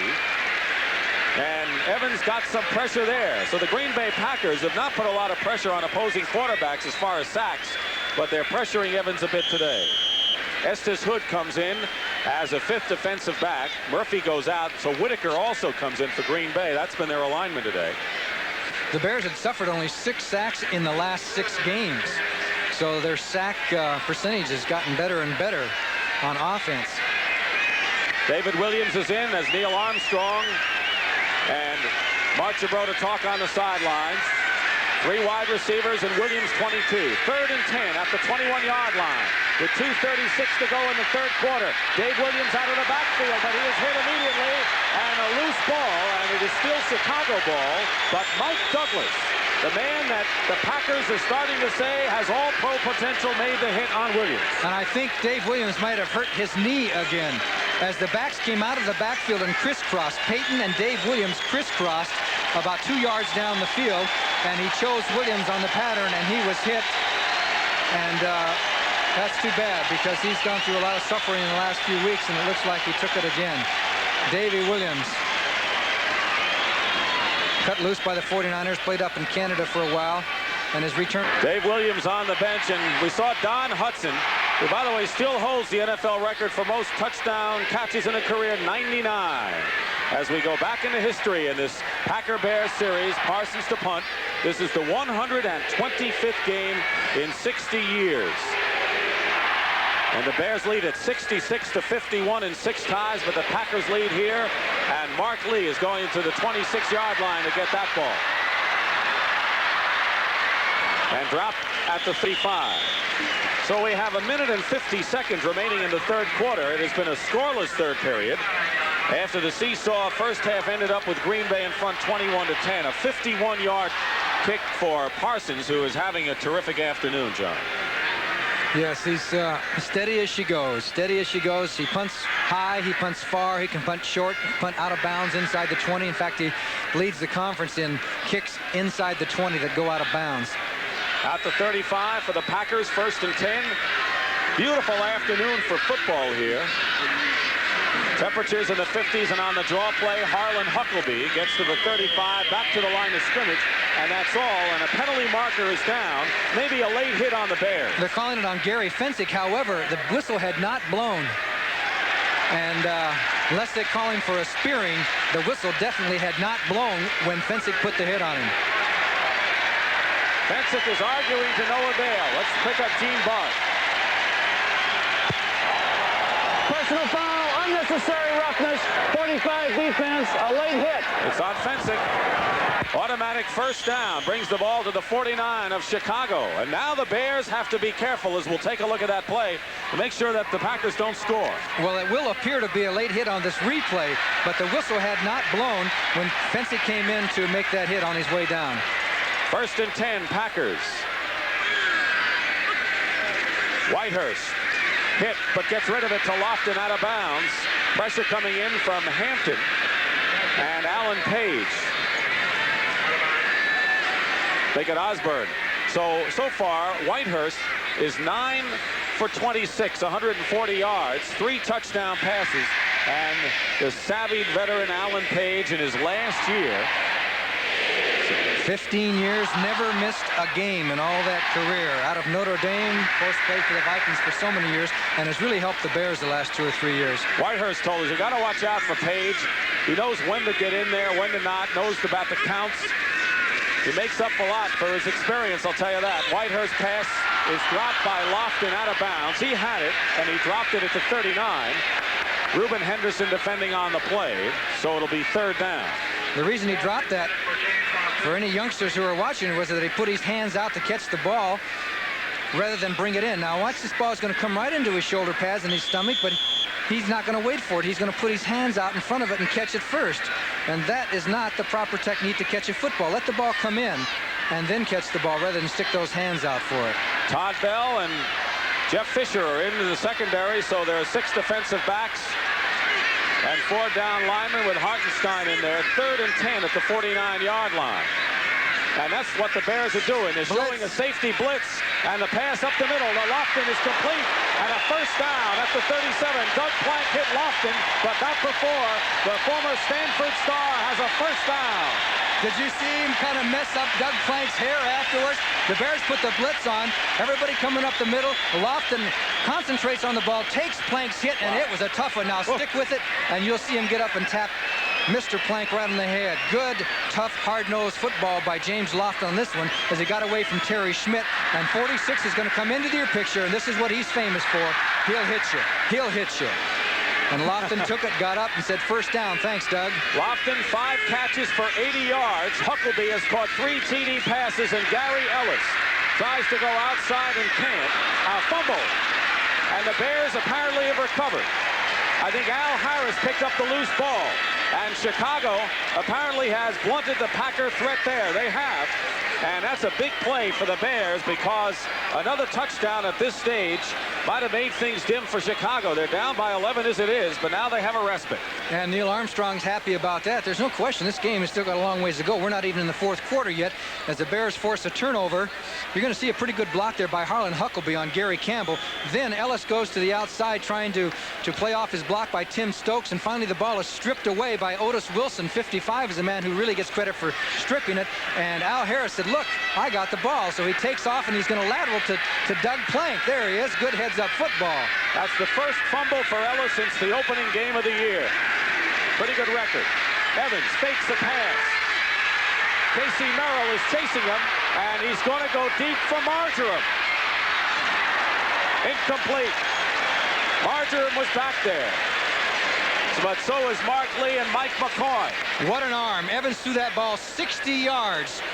60 yards off balance, and he spotted the man way downfield across the field and threw it as the Packers were just not able to get through there. Terry Jones was double teamed, and Evans just so quickly goes back here. Now he's running this way, and he's going to throw the ball 60 yards. You measure, get out the tape measure, and there it is. And good double coverage as Mark Lee was there, and Marjoram could not make the grab. Mike McCoy also on the coverage. So Evans is now 7 for 20. He was 7 for 30 against Kansas City. He has 79 yards, 2nd and 10 at the 46-yard line.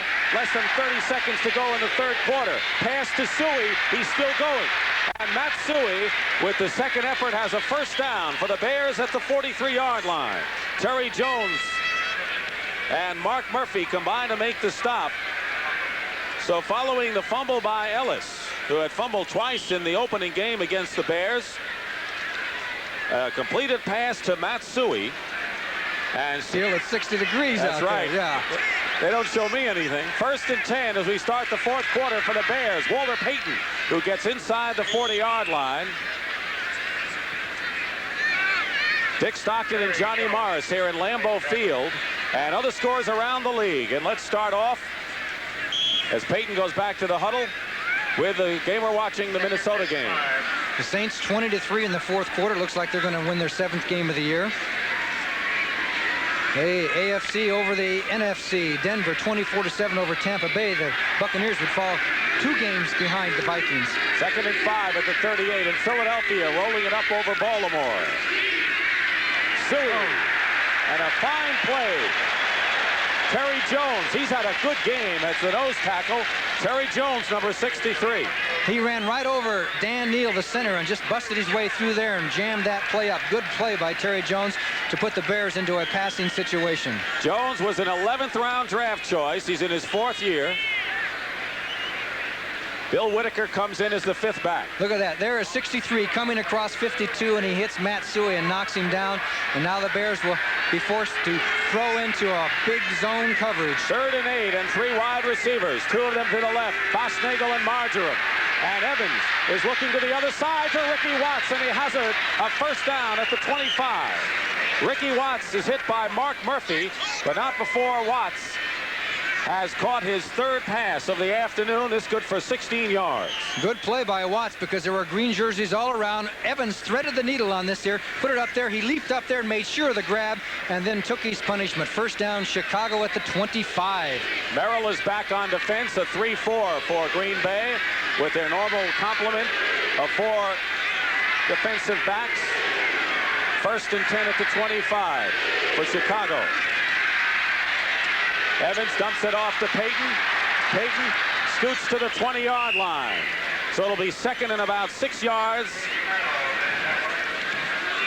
It'll be 2nd down. Now for an NFL Today report. Let's go to Brent Musburger in New York.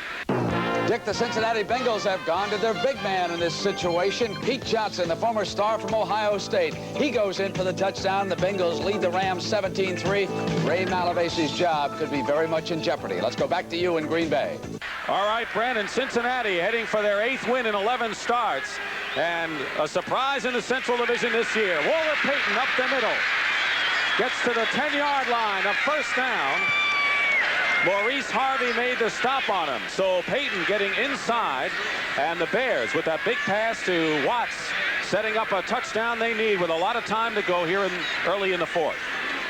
And you said the key word. The Bears need a touchdown, not a field goal in this situation, being down 11 points. Payton has been the workhorse, 18 carries for 91 yards. Mark Gibrota, former head coach with the Baltimore Colts. But he has been around as an assistant with many clubs. 1st and goal at the 9 for the Bears. Here's Waller. Gets a yard, that's it. What a play by Michael Douglas, number 53, from the other side of the field. What speed he has.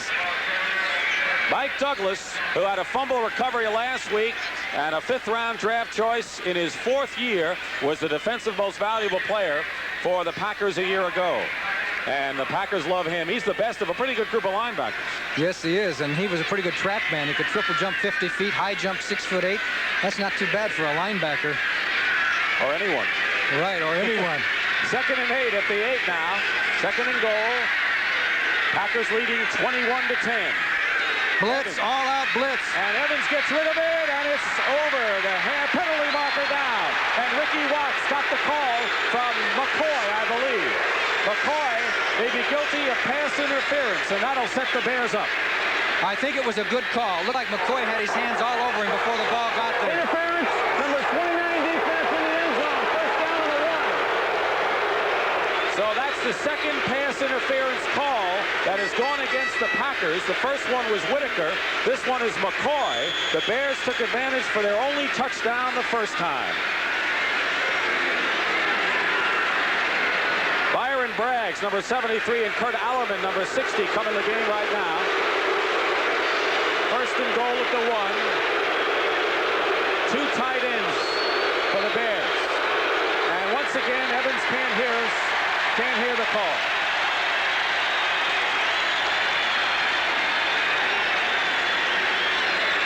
Well, you know what happens every time a quarterback comes back out. The second time, it's even worse.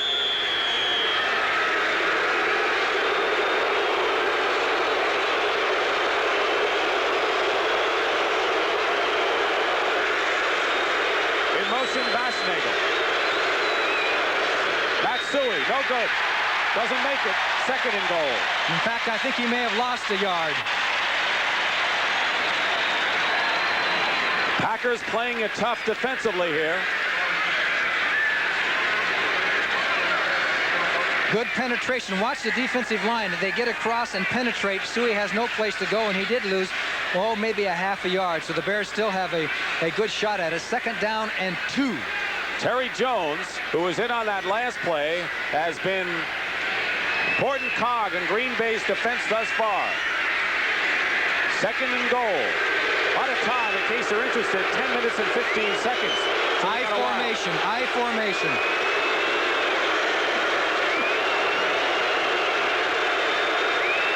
And Walter Payton with Suey blocking. And he doesn't make it. He's out of bounds. It'll be 3rd and goal at the 1-yard line. And John Anderson with superb pursuit from the linebacker spot. And it's actually going to be almost at the 2, Dick, because of the fact where the official... Now watch 59. It looked like this was going to be a big play. The Bears had the blockers out front. Anderson got tangled up, but he showed plenty of speed to get to the outside, and he forced Payton to go wide, knocked him out almost at the 2-yard line. Good play by the Packer defense. The Bears now have another shot at it. They'll probably take 2 shots at it and go for the touchdown rather than the field goal. And Armstrong has to be thinking ahead. 2 downs if the Bears don't make it now. Let's see what happens. 3rd and goal after 2. And now a timeout, I believe. No, he's saying there was too much noise. Okay. And the officials are asking for quiet, and that's pretty hard to do when you have 60,000 fans. Most of them rooting for the other team. Bears have called a timeout. Oh, they have called a timeout. I'm sorry. This is very interesting that the Bears would call a timeout, use one of their precious 3 right here, although the opposite side of the coin is if they don't score now, they may never get another chance. Well, the problem As you trail by 11. Kurt Alleman, number 60, is in the game. He's the one that likes to take a beat on that back. In motion is Watts. And Walter Payton is in for the touchdown. Walter Payton, who has 70 rushing touchdowns in his career, gets the score, and Noah Jackson with a big block, and the Bears are back in it. It was George Cumbie that had the shot at him. 26, Matsui leading the way, throws the key block right there, and then Cumbie, 52, just got away from Noah Jackson, but he could not make the tackle. Payton high steps it in there, and that's the way it goes. The Chicago Bears on the board. We have a football game. It's 21-16, could be 21-17. Walter Payton with his 6th touchdown rushing of the season. He went into this game with 699 yards. The point after by Rovetto is good. So Payton now 89 yards on the afternoon and could be heading for his 2nd 100-yard rushing effort of the season. Playing a superb game, and let's see the Bears get back into this game. Here is Suey's block on 37. Mark Murphy right there that was able to get Payton around the horn, and then he avoided Cumbie and got in for the touchdown, and the Bears are back in the game. And with the way the scores are going so far today, that 2nd wild card spot is really coming up for grabs. Tampa Bay is losing. Right. The Rams losing. Kickoff to McCoy at the goal line. To the 21. So this is where, as Todd Bell made the tackle, as we get to 9:49, plenty of time, and you look at the Bears drive, this is where these games have always been decided on a fluke play, a break of some kind. So we're going to be looking especially for that, because that's marked a lot of the recent games between these 2 teams. Keep in mind, this is the 125th game of this series. 1st and 10 at the 22 for Green Bay. If the Packers ever needed a successful drive, this is the time. Lofton is number 80 to the right. Jefferson 83 to the left. Ellis and Huckabee are the running backs, and Kaufman the tight end, and play action for Whitehurst. And what a play defensively by Gary Campbell as he came in on Kaufman, and almost as if he had been in the Green Bay huddle, John. He smelled that screen, and he went right into the middle of it and came very close to getting an interception, and now has put the Packers into a 2nd down long passing situation. Number 59, Gary Campbell, as the Packers go to the air on 1st down, and there's Campbell right in the middle of the screen, and made a heck of a play. That's it, the man from Hawaii. Well, despite the 21 points for Green Bay, the Bears defense has been aggressive and hard-hitting the last 2 weeks. 2nd and 18 at the 14. 5-man front, penalty marker down. Ellis going off the left side for very little. Mike Hartenstein makes the stop. And the penalty will be against the Packers. So this is where the Gutty team will come on and rise to the occasion. And Gutty is the description Bart Starr. Number 68. This is where Bart Starr. 3rd down. Bart Starr said that Whitehurst was a gutty, gritty quarterback, and he'll have a chance to prove it. Greg Cook was guilty there. Yes, he'll have 3rd and 16. John Jefferson, how many passes has he caught as St. Louis leads Buffalo? Jefferson Has none. Pittsburgh romping over Atlanta. 6 defensive backs for the Bears. 3rd and 18 at the 14. Exactly 9 minutes remaining, 4th quarter. Pressure on Whitehurst, going for Lofton, and he can't make it. He was open, double covered, but he had beaten the coverage and just couldn't hold on. So it'll be 4th down as Whitehurst goes off. He is 11 for 30 in the ball game. Bart Starr's got to come up with something, and the Bears could get good field position, John. And there's 8:55 left in the game, so plenty of time for a well-calculated drive for Chicago. Stackowitz has had a good day. He has been hot and cold this year, the rookie from Michigan State, but he's doing good today. And the Bears are going to get good field position, most likely. Fisher, 6 yards or so below his punt return average on the year, placed him second in the conference before the ball game.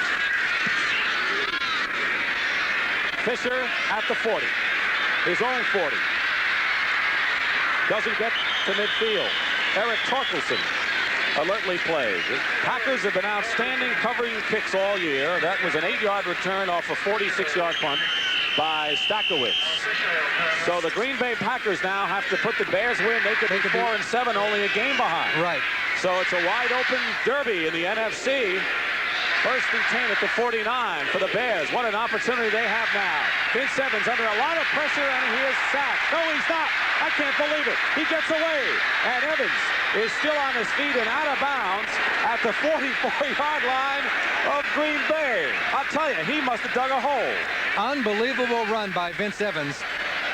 Some officials would have blown the whistle on this play because they felt that the quarterback was in the grasp of the defenders. But no, Evans stayed right in there, busted a couple of tackles, then showed some speed, got away from Terry Jones. And watch this, there's going to be a miss right here by Mark Lee with a terrible attempt at a tackle. And Evans goes out of bounds. Boy, Mark Lee looked weak on that one. 2nd and 5 at the 44. From the end zone replay, it didn't look like he was trapped that badly. Bashnagel, 84, toward the line. And Matt Suey has a first down to the 38-yard line before George Cumbie makes the tackle. And so the Chicago Bears, who have scored in this 4th quarter on a Walter Payton touchdown, seems to have the impetus on their side with 8 minutes and 15 seconds to go, and an important game from Neil Armstrong and Bart Starr. And that run by Evans was really the key to it. What a difference of being 2nd and 4 or 2nd and 14 or 15. And that time Suey went and got the first down. They're down for 39-yard line. Roland Harper giving Suey a breather now. Under 8 minutes to play. 1st and 10 at the 38. Evans 11 for 23, 118 yards. Can he add to it? Oh! It's intercepted by Mark Lee. Mark Lee picks it off. And Kenny Marjoram had the ball. It bounced out, and Walter Payton makes the tackle on Mark Lee, who has his 2nd interception of the game. A break for the Green Bay Packers because the pass was right on the dime, right in Kenny Marjoram's stomach, and the ball bounced out. Mark Lee was Johnny on the spot and intercepted for the interception right there. Seemed like he might not have looked quite in time there as the ball spurted up, and Lee was very alert, took off down the field, and he almost got away there. Great move on Harper, 35 to get away, and finally he's knocked down, but the Green Bay Packers have the ball at the 35. And Mark Lee, with 2 interceptions in this half, now has 4 on the season to lead by Evans, but that really wasn't his fault. No, it wasn't. 1st and 10 at the 35 for the Packers, leading 21-17. Ellis trying to get outside, can't do it. A few of the Bears chased him out of bounds, including Al Harris, the last, and slow getting up is Greg Cook. Well, that was an important play. Ellis went running out of bounds. He knew that he wasn't going to get any yards. He'd been better off just to fall down right there before he goes out of bounds to keep the clock running, but he stopped the clock at 7:40. Final score, Denver 24, Tampa Bay 7. So Tampa Bay is 5-6. Detroit plays Dallas next, and of course Tampa Bay goes against Green Bay next Sunday.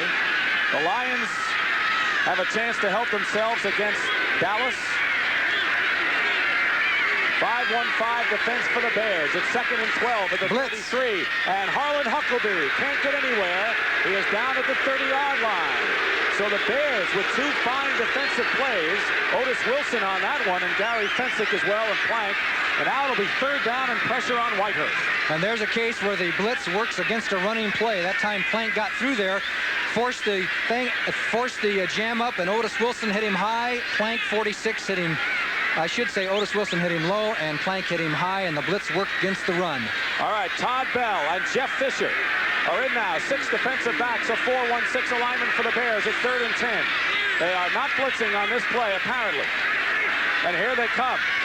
Whitehurst looking downfield, out of bounds. He was going for James Lofton, but defending on the play were Todd Bell and Reuben Henderson.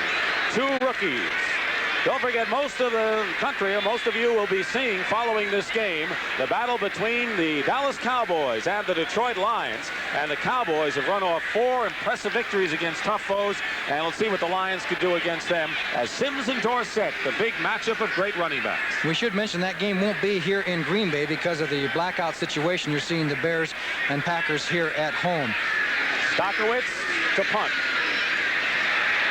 Fisher, 32-yard line, and gets to the 36, and that's all. So the clock shows 6 minutes and 46 seconds remaining in the fourth quarter of our game. The Green Bay Packers lead the Chicago Bears. Second half. Atlanta Giants. A lot of games that so they're hanging on here now. Numbers are almost even. Packers by 4, 1st and 10 at the 36. Marjoram in motion. Play action for Vince Evans. And Mike Butler gets to it. Mike Butler gets to Vince Evans.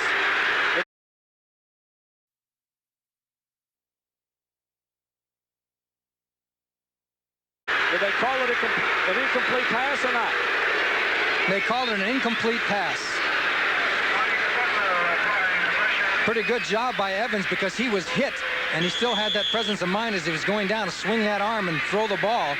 And so Butler just gets to rough him up. He does not get credit for a sack. Mike Butler, who started the opening game of his rookie year and has been in there ever since in his 5th season. Here comes Butler, 77. 2nd and 10 at the 36 for the Bears. Lights have been on here at Lambeau Field, and this time Mike Douglas. Loose ball, and I believe the Bears, let's see, it's way back. Bears recover at the 13-yard line. Keith Van Horn, but they've got 3rd in about a couple of miles now. It was Michael Douglas, 53, who got through, put the clamps on Evans. The ball got loose. It's Chicago's ball, but I'd hate to have the 3rd down situation they're going to have. Here comes 53, stripped the ball loose. The Packers almost had it. Butler dropped the ball, and the Bears linemen finally fall on the ball. But Chicago will have about a 3rd and 35. Nickel defense, as you might anticipate for Green Bay. Evans and Douglas, by the way, played together at Los Angeles Community College. And they had a hello, how do you do again right there. 3rd and 33 at the 14. Peyton to the 20. And they'll have to kick it. 5:35 and the clock is running. Here in the fourth quarter, the Packers holding on to a 21-17 lead. And right now, the big play could be Mark Lee's interception of a pass that was in and out of the hands of Kenny Marjoram. I think you're really right, because even though the Packers didn't move the ball when they got it, it changed the whole field position situation.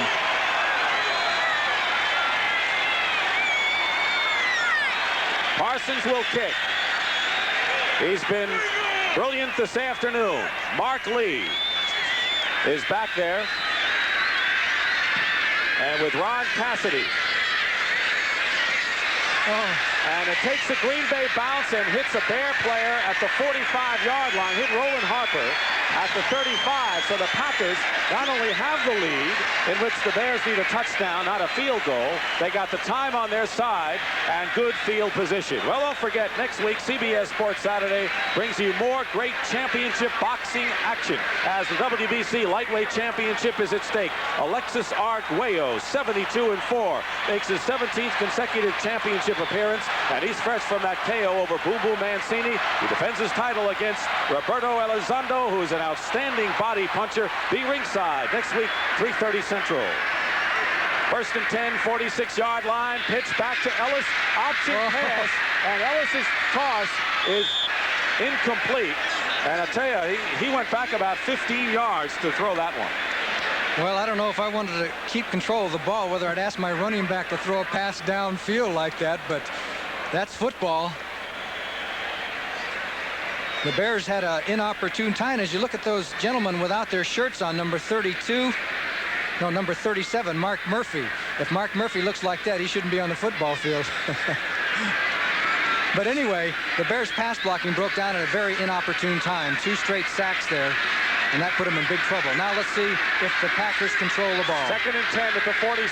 By the way, Ellis had connected on a pass to Kaufman earlier in the year, and here's Harlan Huckleby. It gets to the 40-yard line before he's tackled by Jim Osborne, and it'll be now 3rd and 4. 3rd and 4 for the Packers as the clock runs 4.5 minutes to play, 4th quarter.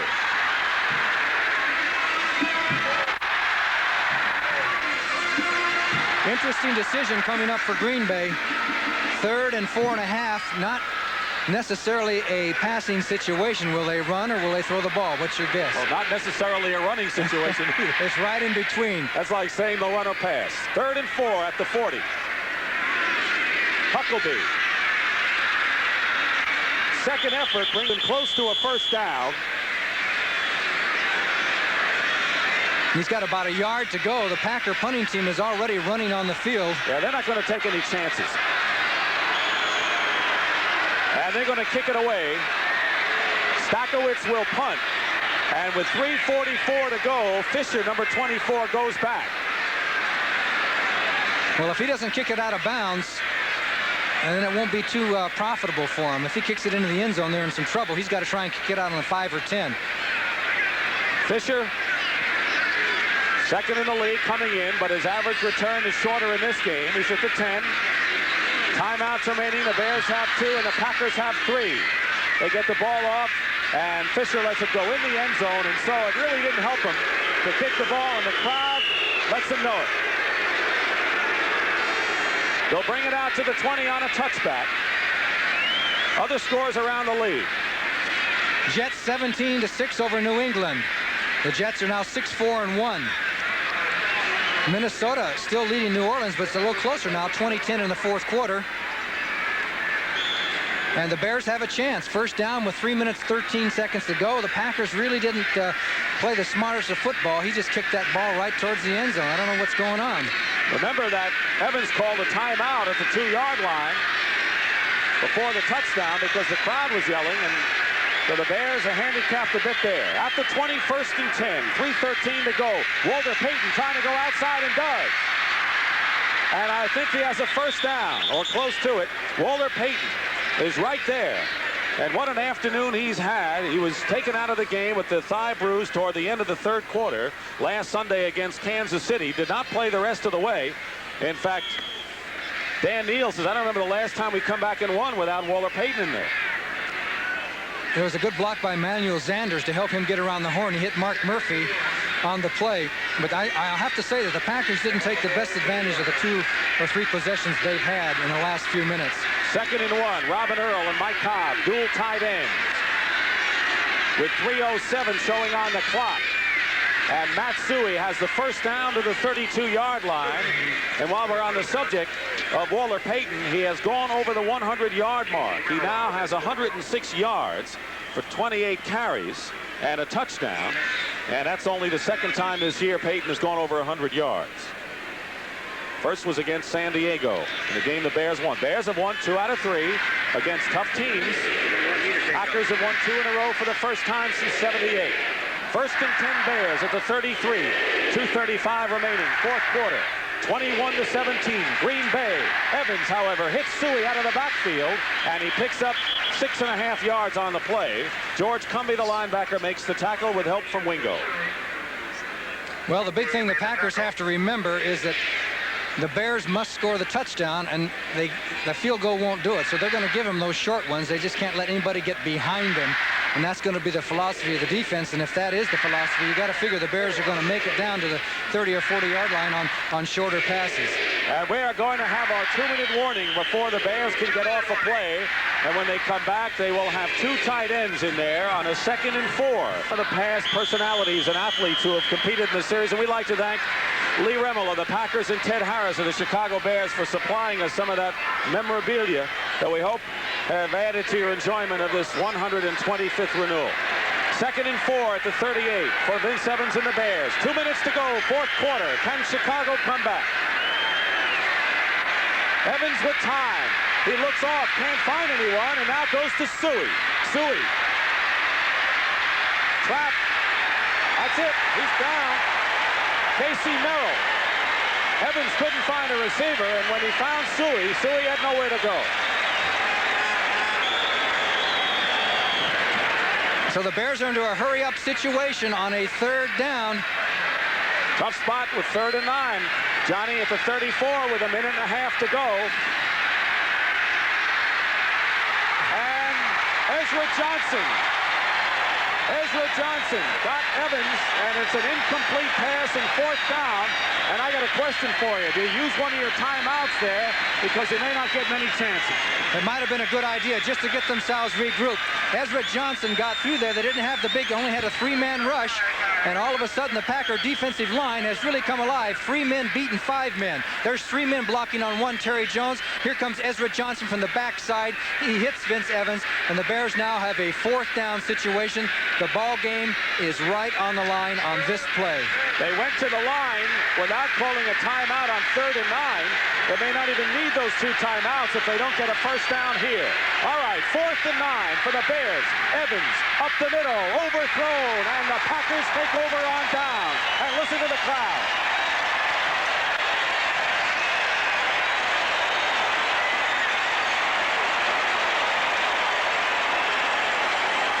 The Packers take over on down.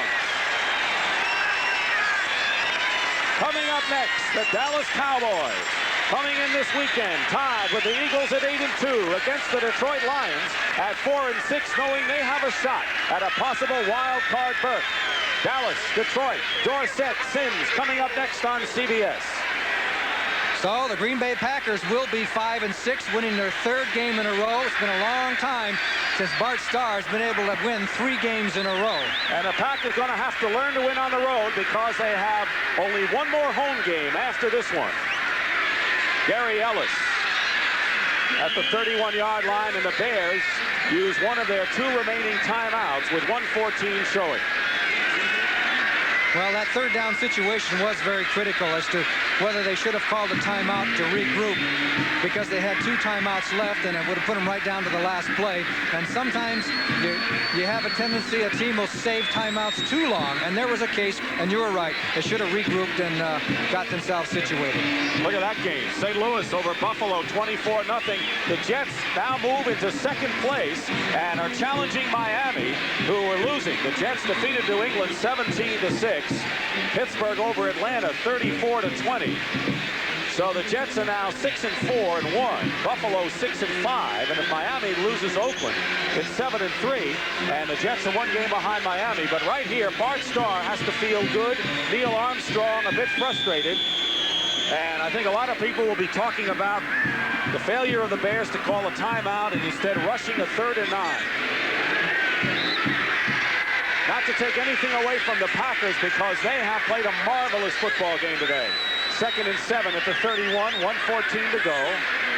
Bears have 1 timeout remaining. Harlan Huckleby, who's been a star today, has a 1st down at the 20. Huckleby, 3 touchdowns. I can't believe Huckleby running through that line, carrying that ball in 1 arm. In this kind of a situation, that's unbelievable. Somebody knocked that ball loose. I said 3. Huckleby has scored 2 touchdowns today. Whitehurst has thrown for 3. If I were the Packers, excuse me, Dick, if I were the Packers, I wouldn't even bother handing off to anybody now, would you? Nope. Whitehurst had just hit the deck with 40 seconds to go. 1st down, Packers. Close throughout, not much scoring in the 2nd half. Huckleby still driving. And the Bears may be using their last timeout. The Bears have called a timeout. Well, what a renewal, this rivalry in which the Packers are going to win. The executive producer of NFL football is Terry O'Neill. The senior producer, Charles H. Milton III. Today's game was produced by Jim Silman and directed by Andy Kindle. So the Packers, as Johnny mentioned, will go to 5-6. The Bears at 3-8. Bears will host the Lions next week, while the Packers go to Tampa Bay. Do you realize that if the New York Giants lose, the Packers will be tied for the wild card, the 2nd wild card spot? CBS bringing you the best in football. Delirious fans at Lambeau Field. And this should be the last play of the game, and Whitehurst just keeps it himself. Watch the crowd and the Packers. Look how elated they are as Green Bay beats Chicago.